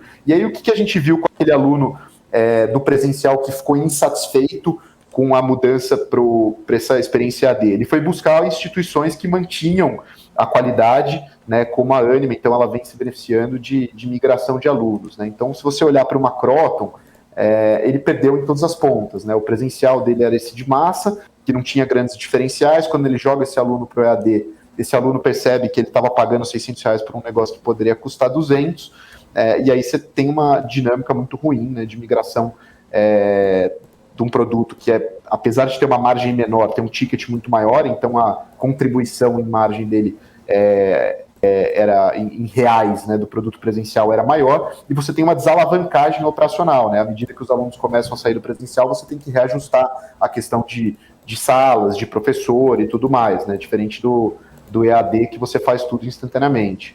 Eu acho que falando um pouco dessa notícia de hoje, aí é uma notícia bastante eleitoreira, né? Acho que de você anistiar os devedores do FIES, né? Porque no fim é você falar que você não vai cobrar um negócio que você já não ia receber, né? Então, assim, a inadimplência, o governo já viu que está gigantesca, no fim ele só está... Claro que você gera um efeito ruim aí sobre, sei lá, um percentual mínimo de alunos que vinha honrando com os seus pagamentos, né? Esse cara, acho que dificilmente, se for ocorrer essa anistia mesmo, ele vai continuar pagando, né? Mas eu acho que é algo muito mais eleitoral do que de prático para as empresas, né? Os recebíveis e a exposição a receitas de FIES já caíram muito, né? E aí, entrando um pouco no micro, né, a Kroton, ou Cogna, né, como ela chama outra, que tem várias divisões, hoje teve o Investor Day da empresa e acho que muito se falou de guidances de longo prazo e tudo mais, e pouco se falou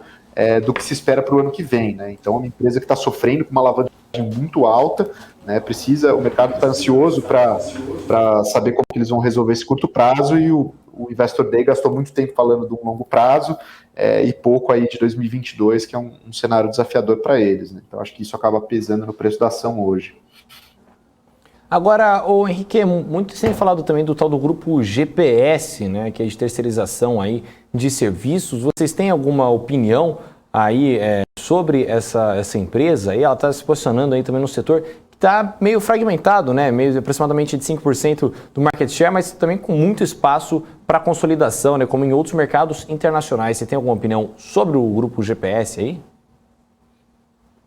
Sim, hoje a gente entrou no IPO de GPS, tá? A gente mantém uma posição aqui, é uma empresa que a gente gosta bastante, tá?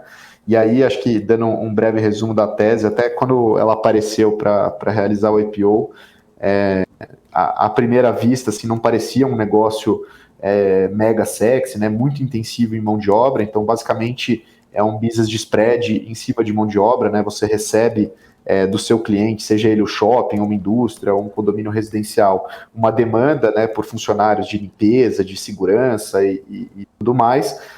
Então você recebe aquele projeto lá e precifica, né, você vê quantos funcionários você vai precisar e precifica uma margem em cima disso, né? Então não tem nenhuma grande ciência nesse negócio. Só que o que acontece quando a gente parou para estudar o setor? Essas empresas, né, hoje a GPS conta com mais de 120 mil funcionários.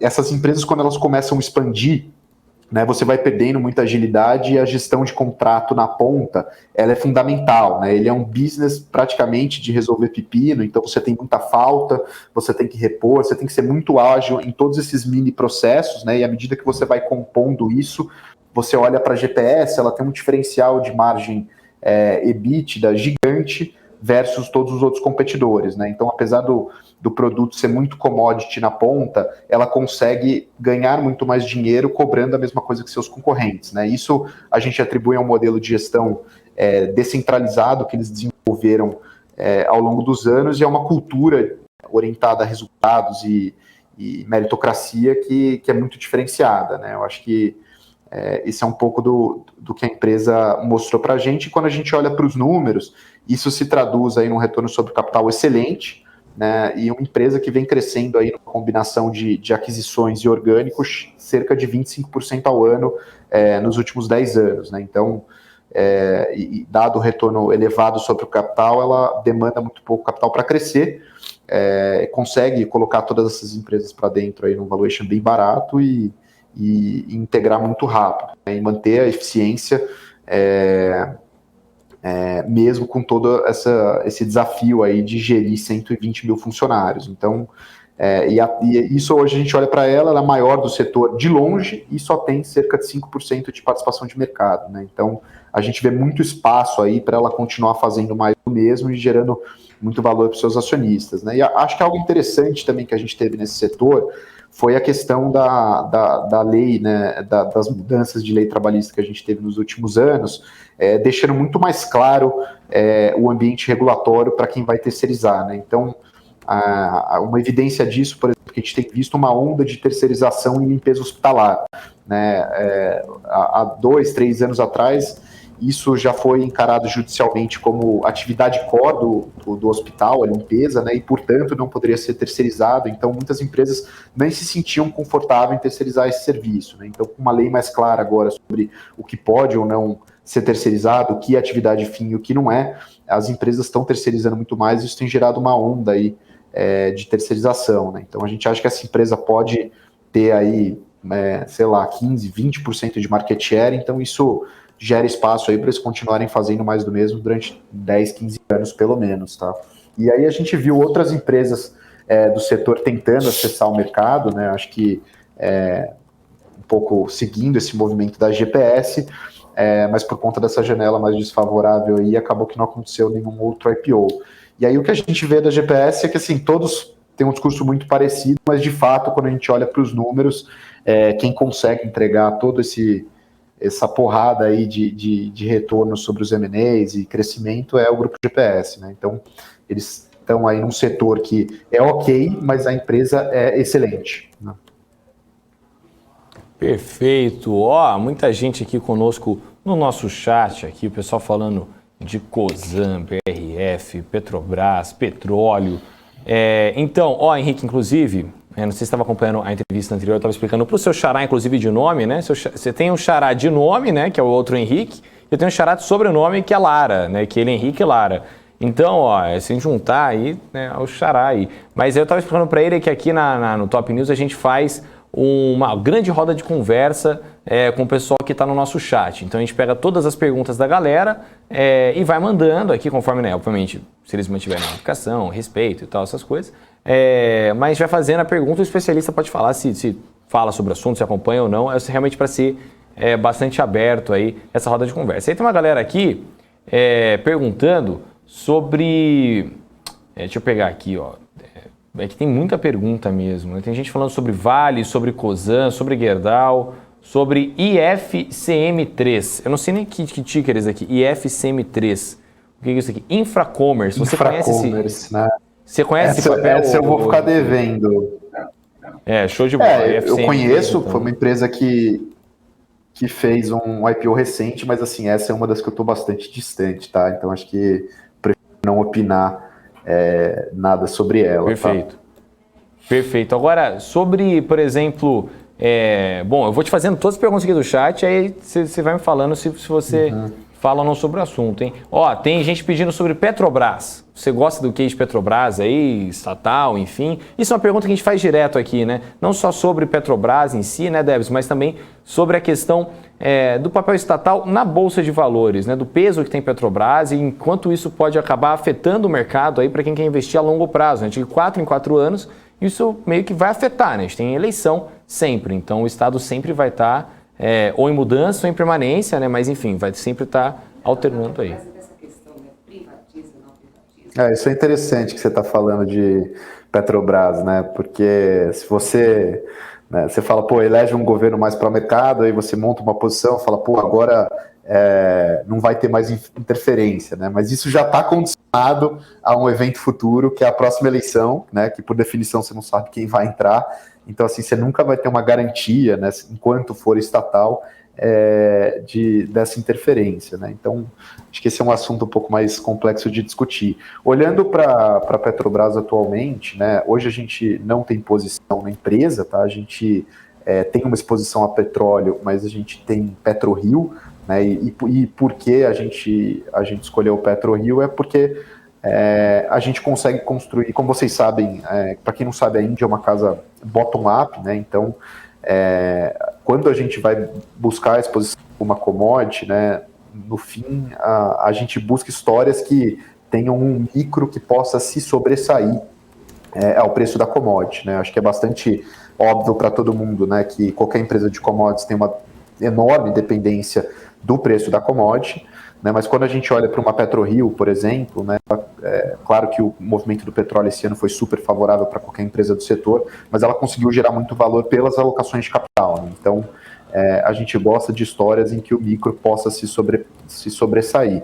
Olhando para a Petrobras hoje, né, ela parece muito barata, né? Então, eu não sou nenhum especialista, estou olhando aqui para múltiplos de Bloomberg, por exemplo, né, múltiplos de expectativa de mercado, se a gente olhar aí abaixo de 3 vezes EBITDA, né? Então acho que você tem duas coisas aqui, né? Primeiro que o múltiplo histórico dela de 5 vezes, ela está abaixo desse múltiplo, porque não se acredita que o preço de petróleo vai se manter nesses patamares, né? Mas quando a gente olha para o desconto de EV/EBITDA dela versus as globais, ele aumentou muito. E isso aconteceu por essa questão da interferência que a gente já teve no preço do petróleo, né, no preço da gasolina dos combustíveis esse ano, com toda a alta do petróleo, né? E aí, olhando para frente, eu acho que assim, muito da interferência parece estar no preço, né? Então, assim, ela já está negociando a múltiplos parecidas com da petroleira russa, que é a Gazprom, né, que precifica essa questão de interferência governamental. Então, uma vez que o petróleo cair, né, à medida que o petróleo cair, você tem um desincentivo do governo a interferir, né, porque o preço dos combustíveis vai caindo e a população fica mais feliz, vamos dizer assim, né. À medida que o petróleo vai subindo, aumenta o incentivo do governo mexer, né, para que esse preço não chegue aí aos caminhoneiros, por exemplo, né, que costumam reclamar bastante do preço, né. Então, só que assim, acho que já parece estar no preço esse risco do governo mexer, né? Então acho que você tem uma simetria aí eventualmente o nascimento de uma terceira onda mais forte aí, uma expectativa de um governo mais pró-mercado. Acho que a Petrobras teria bastante aí para andar se ela fosse fazer o catch-up, por exemplo, para o desconto histórico de múltiplo versus as globais, né? Mas assim, acaba sendo uma aposta para a gente, Indy como casa, não tão óbvia, né? Porque é uma aposta totalmente no macro, né? Seja ele político ou o preço do petróleo, e não em coisas que estão mais no nosso controle, como fazer análise sobre o potencial de alocação de capital e tudo mais, que é o que a gente faz numa PetroRio. Perfeito. Eu tô olhando aqui o pessoal também, os outros pedidos aqui do pessoal do chat, e aí o Helder estava pedindo pra gente dar uma olhadinha em BRF, de falar um pouco sobre BRF, olhar aqui, eu também olhar aqui como é que estava a cotação do BRF agora. Eu não sei se você acompanha, Matheus Henrique, o setor de frigoríficos, mas aliás é um setor que a gente veio acompanhando umas quedas aí desde que teve toda essa repercussão da carne louca, da vaca louca lá na China, que suspendeu as exportações aí, né, das carnes bovinas aqui do Brasil, Estados Unidos também, que chegou a fazer isso, a tomar essa decisão, enfim, já estavam retomando algumas exportações relacionadas a isso, mas o setor que também ultimamente sofreu um pouco com isso, tem a questão da volatilidade do dólar que também acaba afetando um pouquinho. Agora a BRF está caindo 1,94%, os outros papéis do setor estão subindo, até que a gente tem dólar subindo hoje. Eu não sei se acompanha a BRF ou não, o Helder é um telespectador nosso que sempre está aqui com a gente todos os dias, ele sempre pede aqui para os especialistas que estão aqui conosco falar sobre alguns papéis que eu tenho certeza que ele tem na carteira dele, ele inclusive. Assim, acionista majoritário. Da BRF, com certeza. Ele sempre pede aqui pra gente uma opinião sobre os analistas. BRF eu vou ficar devendo para vocês aí, pessoal. Essa eu tô não tem problema. Mesmo. Fica tranquilo. Tá?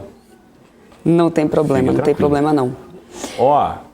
Deb, você tem pergunta? Pode ir, Rafa. Não, eu tenho aqui sobre o pessoal falando, inclusive, perguntando sobre Fed aqui no nosso chat. Queria perguntar um pouco para você, Henrique, se você tem alguma visão aí sobre essas movimentações do Fed para essa semana, né? Sobre o que pode acontecer para o mercado como um todo. Você está tenso aí com que o Fed pode acabar decidindo, né? A gente está numa segunda-feira, né? Então ainda tem as notícias aí que podem sair segunda, terça, quarta, quinta, sexta, essa semana aí. Você está de olho nessa questão ou está mais aqui focado mais para o Brasil mesmo?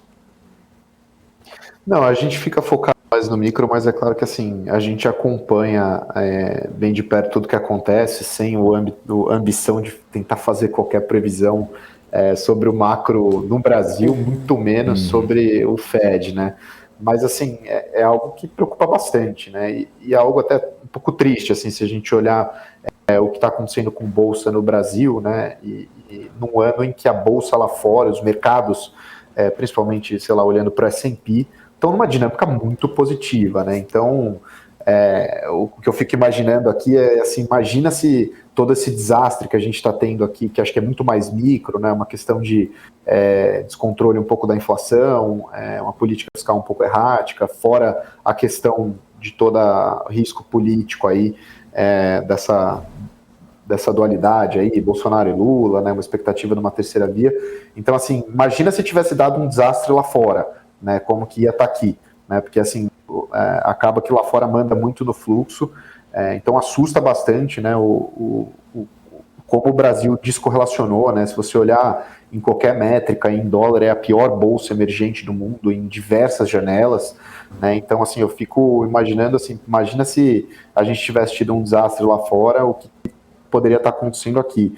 Por outro lado, né, eu acho que muito se discute aí essa questão de alta de juros nos Estados Unidos, o que poderia gerar aí alguma pressão sobre o mercado de ações como um todo, e qualquer pressão que ocorre lá fora, né, principalmente no curto prazo, afeta muito aqui, né. Por outro lado, assim, eu vendo o copo meio cheio, assim, os juros aqui já é tão alto, né, o prêmio de risco, que se a gente fizer a lição de casa, eu acho que dá para imaginar uma taxa real de juros que não sobe no Brasil, aqui sem querer fazer nenhum tipo de previsão, mesmo você tendo uma alta lá fora, né? Então, porque assim, você tem um juros real de 5 hoje no Brasil, lá fora você ainda tem um juro real que é negativo. Então, por mais que você aumente lá o patamar 1, 2, 3 pontos, né, eu acho que assim, se a gente fizer um pouco a lição de casa aqui, a gente tem espaço para mitigar isso, né? Então, dito tudo isso, em resumo, o Brasil está tão no fundo do poço, né, que acho que a nossa briga é mais com a gente mesmo do que com lá fora. É claro que se quarta-feira tiver uma alta de juros maior que esperado, ou um discurso hawkish, todos os mercados devem sofrer um pouco, né? Mas acho que, olhando mais longo prazo, a situação interna preocupa mais do que lá fora. Exatamente nesse ponto que eu ia chegar para você, mas aqui não é muito mais preocupante, porque assim, acho que é difícil até a gente falar assim, vamos pensar no Brasil a longo prazo. Acho que essa frase até, porque assim, a cada dia que passa aqui é uma novidade, assim, né? Ou é um cenário político lá em Brasília que acontece alguma coisa, é um andamento, né, de alguma reforma que não vai, ou então o presidente fala alguma coisa, isso já reflete diretamente. Então, assim, lá de onde eu venho, eu diria que cada mergulho é um flash. Então, cada dia é uma novidade, ou seja, fica difícil de você conseguir olhar, não fica difícil, né, no caso, não é nem uma afirmação, é uma pergunta mesmo, como olhar para um longo prazo quando a gente tem tantas variantes, né, nesse meio? É cenário político, é risco fiscal, tem muita coisa que pesa nessa balança, né? Como então fechar os olhos para o agora e esquecer, né? Aquela carteira que está ali, fecha o home broker e olha só lá para frente.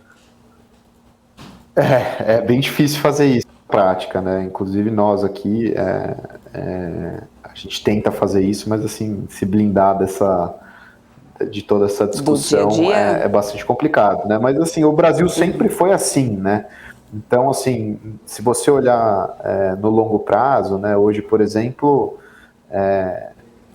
os juros, uma B longa, por exemplo, está em torno de 5%, não olhei hoje aqui, mas que é em linha com a média histórica aí dos últimos 10 anos. Né? Então, assim, no fim do dia, você deveria se preocupar mais quando o juros real estava 3 outro dia, né? Que você está precificando um Brasil que não vai ter nenhuma loucura, que tem um comprometimento fiscal alto, né? Então o mercado está precificando uma coisa que não é, pelo menos, o que a gente viu nos últimos 10, 20, 30, 40 anos no Brasil. Né? E aí, do mesmo jeito que quando em 2015, 2016 a NTNB bateu quase 7, né, também estava precificando um desastre assim, que não aconteceu anteriormente. Né? Então, o que a gente vê historicamente no Brasil é uma reversão à média. Né? Então, a gente costuma flertar com o abismo e aí quando a coisa fica muito feia, a gente faz alguma lição de casa, meio que mal feita ali de última hora, né? Mas volta ali e passa de ano, né? Então o Brasil é um país, assim, acho que fazendo assim, pelo menos na minha visão, não é nenhuma visão da Índia, é um país nota 5, né? Tá sempre, passa raspando ali, mas passa de ano, né? Então quando você tá parecendo que o Brasil tá nota 8 ali, acho que é a hora de ficar preocupado e quando parece que é nota 3 também, que era como parecia em 2015, 2016, no fim a gente foi surpreendido pro upside, né? E agora você fala, hoje a gente está vivendo um cenário doméstico muito parecido com 2015, 2016, né? Estagflação, né? Você falando sobre estagflação, desemprego alto, incerteza eleitoral, né? Que na época era um impeachment, se discutia, mas assim, não deixa de ser uma incerteza sobre estar governando o país, é um cenário muito parecido, né? Aí agora você me perguntar o que você acha que é o trigger, o que vai acontecer, se vai virar como virou lá atrás, eu não faço ideia, né? Mas assim, parece estar assimétrico para quem tem estômago, né? Mas assim, o ano de 2022 tem tudo para ser duro, né, em termos de news flow e tudo mais, mas por outro lado, assim, os juros não tá mais 3, a B longa tá em torno de 5, dá para piorar para 7? Dá. Né, também dá para melhorar para 3, né? Então, o que eu chamo de, sei lá, matar burro, né? Sim, com toda certeza. Inclusive, isso é uma coisa que a gente fala... Provavelmente eu não respondi a pergunta, né? Mas... Não, não, imagina, claro. Que a ideia é realmente ser essa... pôr para pensar mesmo, né? Também, pôr para pensar. Esse bate-papo mesmo aqui na BMC, né, Debs? Bom, ô Henrique, queria agradecer aqui sua participação no Top News, né? Já são quase 5h45 já aqui. Abrir as portas aí para você também, aí, não só voltar aqui no Top News, como em toda a grade de programação da BMC News. E pedir aí para que você deixasse a consideração final para os investidores que nos assistem aí, né? Para o curto, médio, longo prazo, até brinco, né, Debs? É a bússola. Qual que é o norte da tua bússola aí para investir? Tá na hora de sair de tudo e ir para renda fixa? Tá na hora de, né, colocar tudo em ETF VB11? Enfim, fala pra gente aí o que você tá no teu radar aí para 2022 e em diante, né, o Henrique? Não, beleza. Acho que é uma tarefa difícil aí passar um recado assim que resuma tudo, mas eu venho... que é muito complicado, né? Eu invisto quase que a totalidade do meu patrimônio nos fundos da casa, então acaba que eu tô comprando na queda acho que desde maio já, né? Então já acabou aqui tudo. Então o que eu tô falando agora eu poderia estar falando há 3 meses atrás e quem seguisse o meu conselho ia estar perdendo dinheiro, né? Mas dito isso, assim, é um pouco do que eu já falei. Eu acredito que o Brasil acaba sempre revertendo a média, né? Então, assim, em termos de valuation de bolsa, a gente já está abaixo da média. Em termos de juros, a gente está muito próximo da média, em juros reais. E eu vejo, pelo menos para as empresas domésticas aqui que a gente investe no nosso portfólio, um cenário de crescimento de lucro interessante para os próximos anos, independente do que a gente vê no macro, né? Claro que o macro melhor ajuda e o macro pior atrapalha, mas, assim, olhando para tudo isso, eu acho que a simetria está para cima, tá? Eu estaria posicionado. Perfeito, acho que agora, apesar de ser a hora que os fundos estão tomando resgate, as pessoas não querem investir, normalmente essa é a melhor hora para comprar. Né? Perfeito, maravilha. Então. Bom, Henrique, novamente, muito obrigado aí pelo papo de hoje aí. Tenha uma boa semana e até a próxima, viu? Boa semana para vocês. Muito obrigado aí. Tchau, tchau. Uma ótima semana, então. Tchau, tchau. Bom, vamos continuando por aqui. Rafa, deixa eu só trazer esse mapa de calor aqui para o Ibovespa para a gente entender como que está esse BOV que vai reduzindo ganhos nesse finalzinho do dia, mas está mantendo na alta aqui 0,23% agora. Deixa eu só dar uma olhadinha aqui nesse nosso índice, no mapa de calor do Profit Pro da Nelogica. E lá, Cogna continua liderando aí quedas, agora quase 9% de queda. Depois a gente vem com Banco Pan e aí a gente tem também Cash 3 caindo 4,94%. Setor de varejo, que até tentou ensaiar uma alta hoje, mas não emplacou, né? Então vem Magazine Luiza aí caindo 3,4% agora de queda, Amer 3, Lamer 4 também caindo. A Via caindo 2,37%, nesse momento Lojas Renner caindo 1,27%, ou seja, o setor como um todo, né, vem trazendo muito mais queda agora. O setor de aéreas e turismo também, como eu falei mais cedo para você, não mudou esse cenário, continua ali Azul, caindo quase 3% para Azul, CVC 2,85%, a Gol também está nessas quedas de hoje. Ainda continua aqui saúde, né, liderando essas altas, a gente já vinha batendo bastante papo aqui sobre isso ainda há pouco. A Vale continua nas altas também aqui do dia, 3,49% para Vale. Afinal de contas, a gente teve cotação positiva lá fora e tem expectativa boa aí para a China também, de, aliás, colocação de estímulo do governo lá. Enquanto todo mundo está querendo retirar estímulo, agora a China está querendo colocar estímulo, né? Pois é. É um vai, não vai, né? A China sendo a China. E aí a gente tem Elet 6, Elet 3, né, que também está aqui performando nessas altas, além do bloco de siderurgia, né, mineração e siderurgia, que vem aí acompanhando essa cotação positiva lá de fora. No volume, vamos lá entender, olha lá, Magazine Luiza, Petrobras, né, que vem aí então, e Bancões, pesando quase 1,5 bi, de novo, Magazine Luiza de queda, tá? A Vale que está aqui do lado positivo e Petri 3 ainda segura aqui também, ajuda a segurar nesse positivo aqui do Ibovespa. Show de bola. Esse Petri continua aqui volume nesse lado alto, positivo. Hein?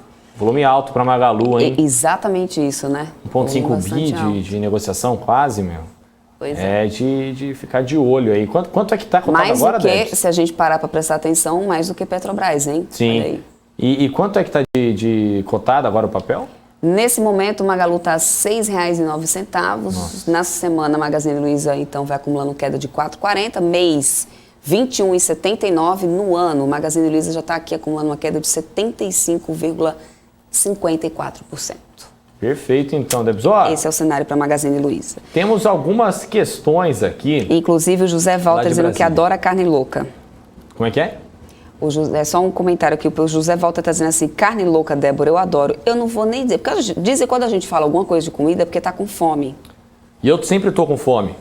São 4 da tarde, 5h48 da tarde. Tô começando a achar que foi o meu estômago que falou na hora, gente. Você falou carne louca? Falei carne louca ao invés de vaca louca. Hoje, Tudo bem, hoje a gente tem que chamar a Aline Querido. Hoje estamos demais. Vamos ter que chamar a Aline Querido. Vamos falar de Brasília. Transação do fechamento. Não, como é que é? Transamento da fechação. Transamento da fechação. Transamento da fechação. A gente falou carne louca. Hoje, né? Aquele aposenta dia. esses porque apresentadores. essa semana é a semana de festa de fim de ano da firma.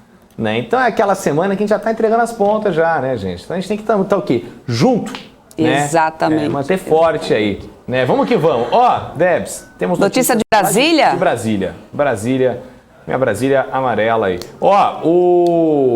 A Rosa Weber, do STF, ministra Rosa Weber, né, arquivou a notícia crime contra Campos Neto e o André Esteves. Aquela notícia crime que tinha, né? A ABI questionava o fato do presidente do Banco Central ter telefonado para o banqueiro para falar de política monetária. Então, a notícia crime aí foi arquivada nessa segunda-feira aí. Também tem a MP do setor elétrico, que autoriza a CMSE a estabelecer uma bandeira tarifária extraordinária por conta da crise hídrica que o país está atravessando aí ainda, né? Não chove, né? Cadê?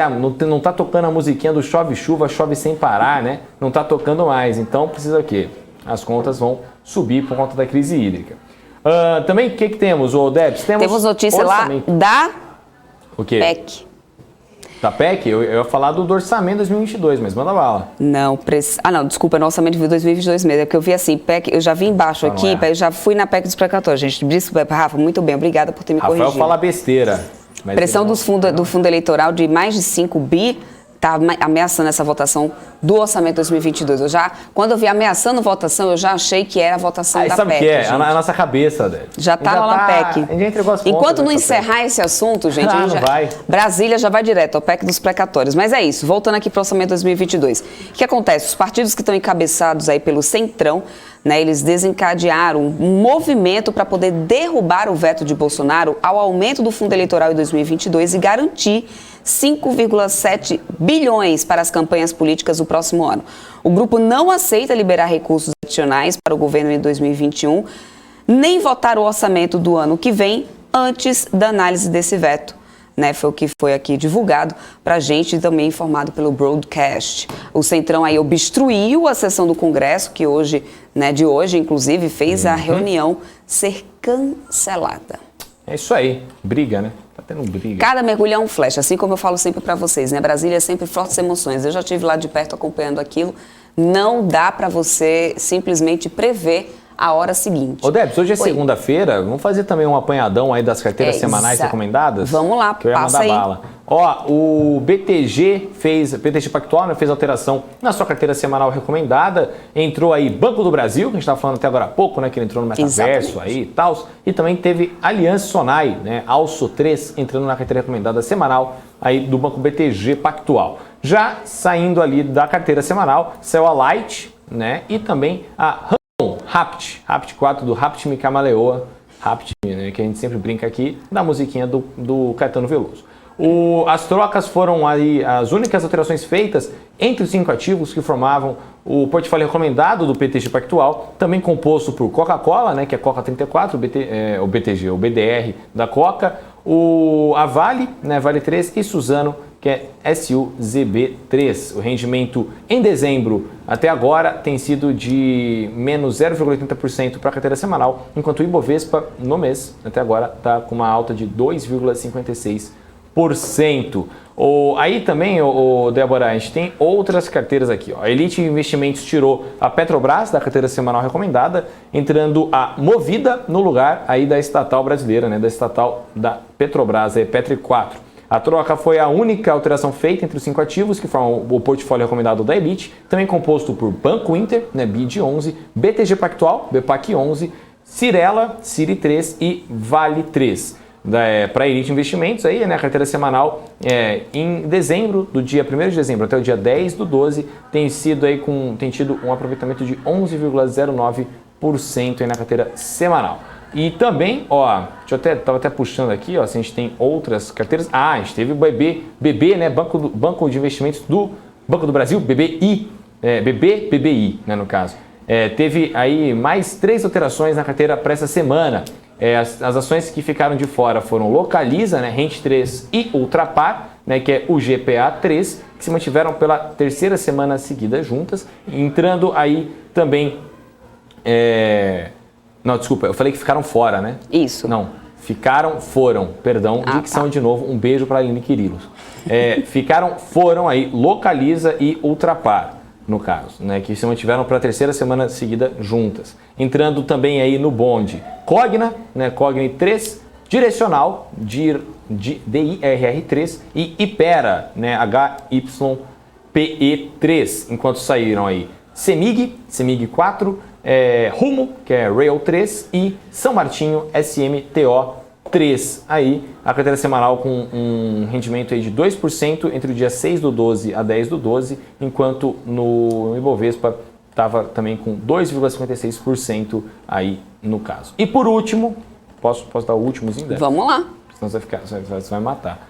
Mas foi a Ativa Investimentos aí que trocou todas as ações da sua carteira recomendada. Teve mudança aí geral, né? Para quem conhece, inclusive, aí, né, sabe quando o técnico muda tudo no jogo, você fala, agora vem mudança? Pois é, a Ativa deve estar nesse ritmo aí para essa semana, porque entraram BTG Pactual, BPAC 11, Embraer, MBR3 e Dux, né, YDUQ3, Pão de Açúcar, que é PECAR 3 e Raizen, Raiz 4 aí entraram na carteira para essa semana. Enquanto Magazine Luiza, né, Magalu 3, 3R Petroleum, que é RRRP3, Lojas Renner, né, LRN3, CSNA 3 e Bradespar, BRAP 4, saíram da carteira. As mudanças ocorreram após a carteira da Ativa apresentar um desempenho abaixo do Ibovespa, né, seu benchmark aí, na última semana. O índice acionário subiu 2,56%, enquanto o portfólio da corretora caiu 1,36% aí. Então aquela mudança geral, né, time que tá perdendo se mexe, né, time que está ganhando se mexe pouco, né, para quem viu a final da Copa do Brasil, inclusive aí. Atlético Paranaense, Maravilha. Sacode do Atlético. Deixa eu só trazer aqui setor de bancões, você falou que, acho que você começou pelo BTG, pela carteira do BTG, foi isso, se eu não me engano? Isso. Banco do Brasil hoje aqui está caindo nesse momento, viu, Rafa? A gente tem aqui 0,31% de queda para Banco do Brasil, mas o setor de bancões inteiro também está caindo hoje. A galera não está precisando de dinheiro hoje. Tube 4, 2,39% de queda, Sambi 4, 1,91% de queda, Bradesco também está caindo 1,48%, Sambi 11, Itaúsa em queda, todo o setor está caindo. Lembrando que a gente está nas vésperas aí também da liberação dessa ata do Copom, né? Que no mundo inteiro de olho, né? Tá todo mundo esperando. Setor de petróleo, né? A gente tem Vibra Energia, 3R Petróleo subindo, mas aí todos os outros papéis agora estão nas quedas. acompanhando a cotação negativa aí do petróleo, viu, Rafa? O Ibovespa vai caminhando nesse finalzinho de dia. Deixa eu só trazer aqui o Ibov no nosso mapa de calor. Faltam menos de 4 minutos para a gente encerrar o dia. Cogna parece que vai ficando bem aqui mesmo, quase 9% de queda. Banco Pan em seguida, 8,09%. E aí a gente vem com o varejo. Bloco de varejão e em seguida turismo nessas quedas. Nas altas é saúde, setor de siderurgia com a Vale e alguns papéis de elétricas que vão aí ficando no ranking das altas do dia. O Ibovespa está quase zerando, hein? Perdemos os 108 mil pontos, estamos aos 107.809, ou seja, foi para lá, foi para cá, foi para lá, foi para cá e não foi para canto nenhum. Dia ruim. 107.809 pontos, faltam menos de 3 minutos para a gente encerrar aqui praticamente o Ibovespa no 0 a 0. Olha isso, e a gente chegou a bater 109.492 pontos. Mas está se mantendo positivo, é o que o Helder está dizendo aqui. Está se mantendo no positivo, é isso. A gente segue. Deixa eu só atualizar o pessoal de como que está lá fora, nos Estados Unidos, viu, Rafa? Todas as bolsas por lá operando numa queda, Dow Jones caindo 0,88%, também já em preço finalzinho de dia, S&P 500 0,87% de queda, Nasdaq 1,32% de queda. E assim a gente vai se caminhando para o nosso finalzinho da nossa programação, pelo menos aqui do Top News. Eu vou me despedindo por aqui, mas vocês continuam na nossa programação, porque hoje é segunda-feira, tem Geometria com quem? Comigo, né? Seu Rafael e com o seu Gustavo Almeida, que daqui a pouquinho deve estar chegando por aí. Então vocês não saem daí, vocês continuam por aí, porque hoje tem overdose de Rafael. Só que change a pessoa aqui, vai vir o Google aqui no meu lugar e vocês acompanham o Geometria. Logo em seguida tem Hanna Beltrão com o BMC Business. E eu volto amanhã, a partir das 9h30 da manhã, né, junto com a Paula Moraes no BMC News e toda a equipe daqui da BMC. Depois disso, fechamento do mercado aqui no Top News. E você, Rafa? Eu volto amanhã, 4 da tarde, né, com você, no grande Gabriel Monteiro, no Top News, né, no nosso fechamento de mercado.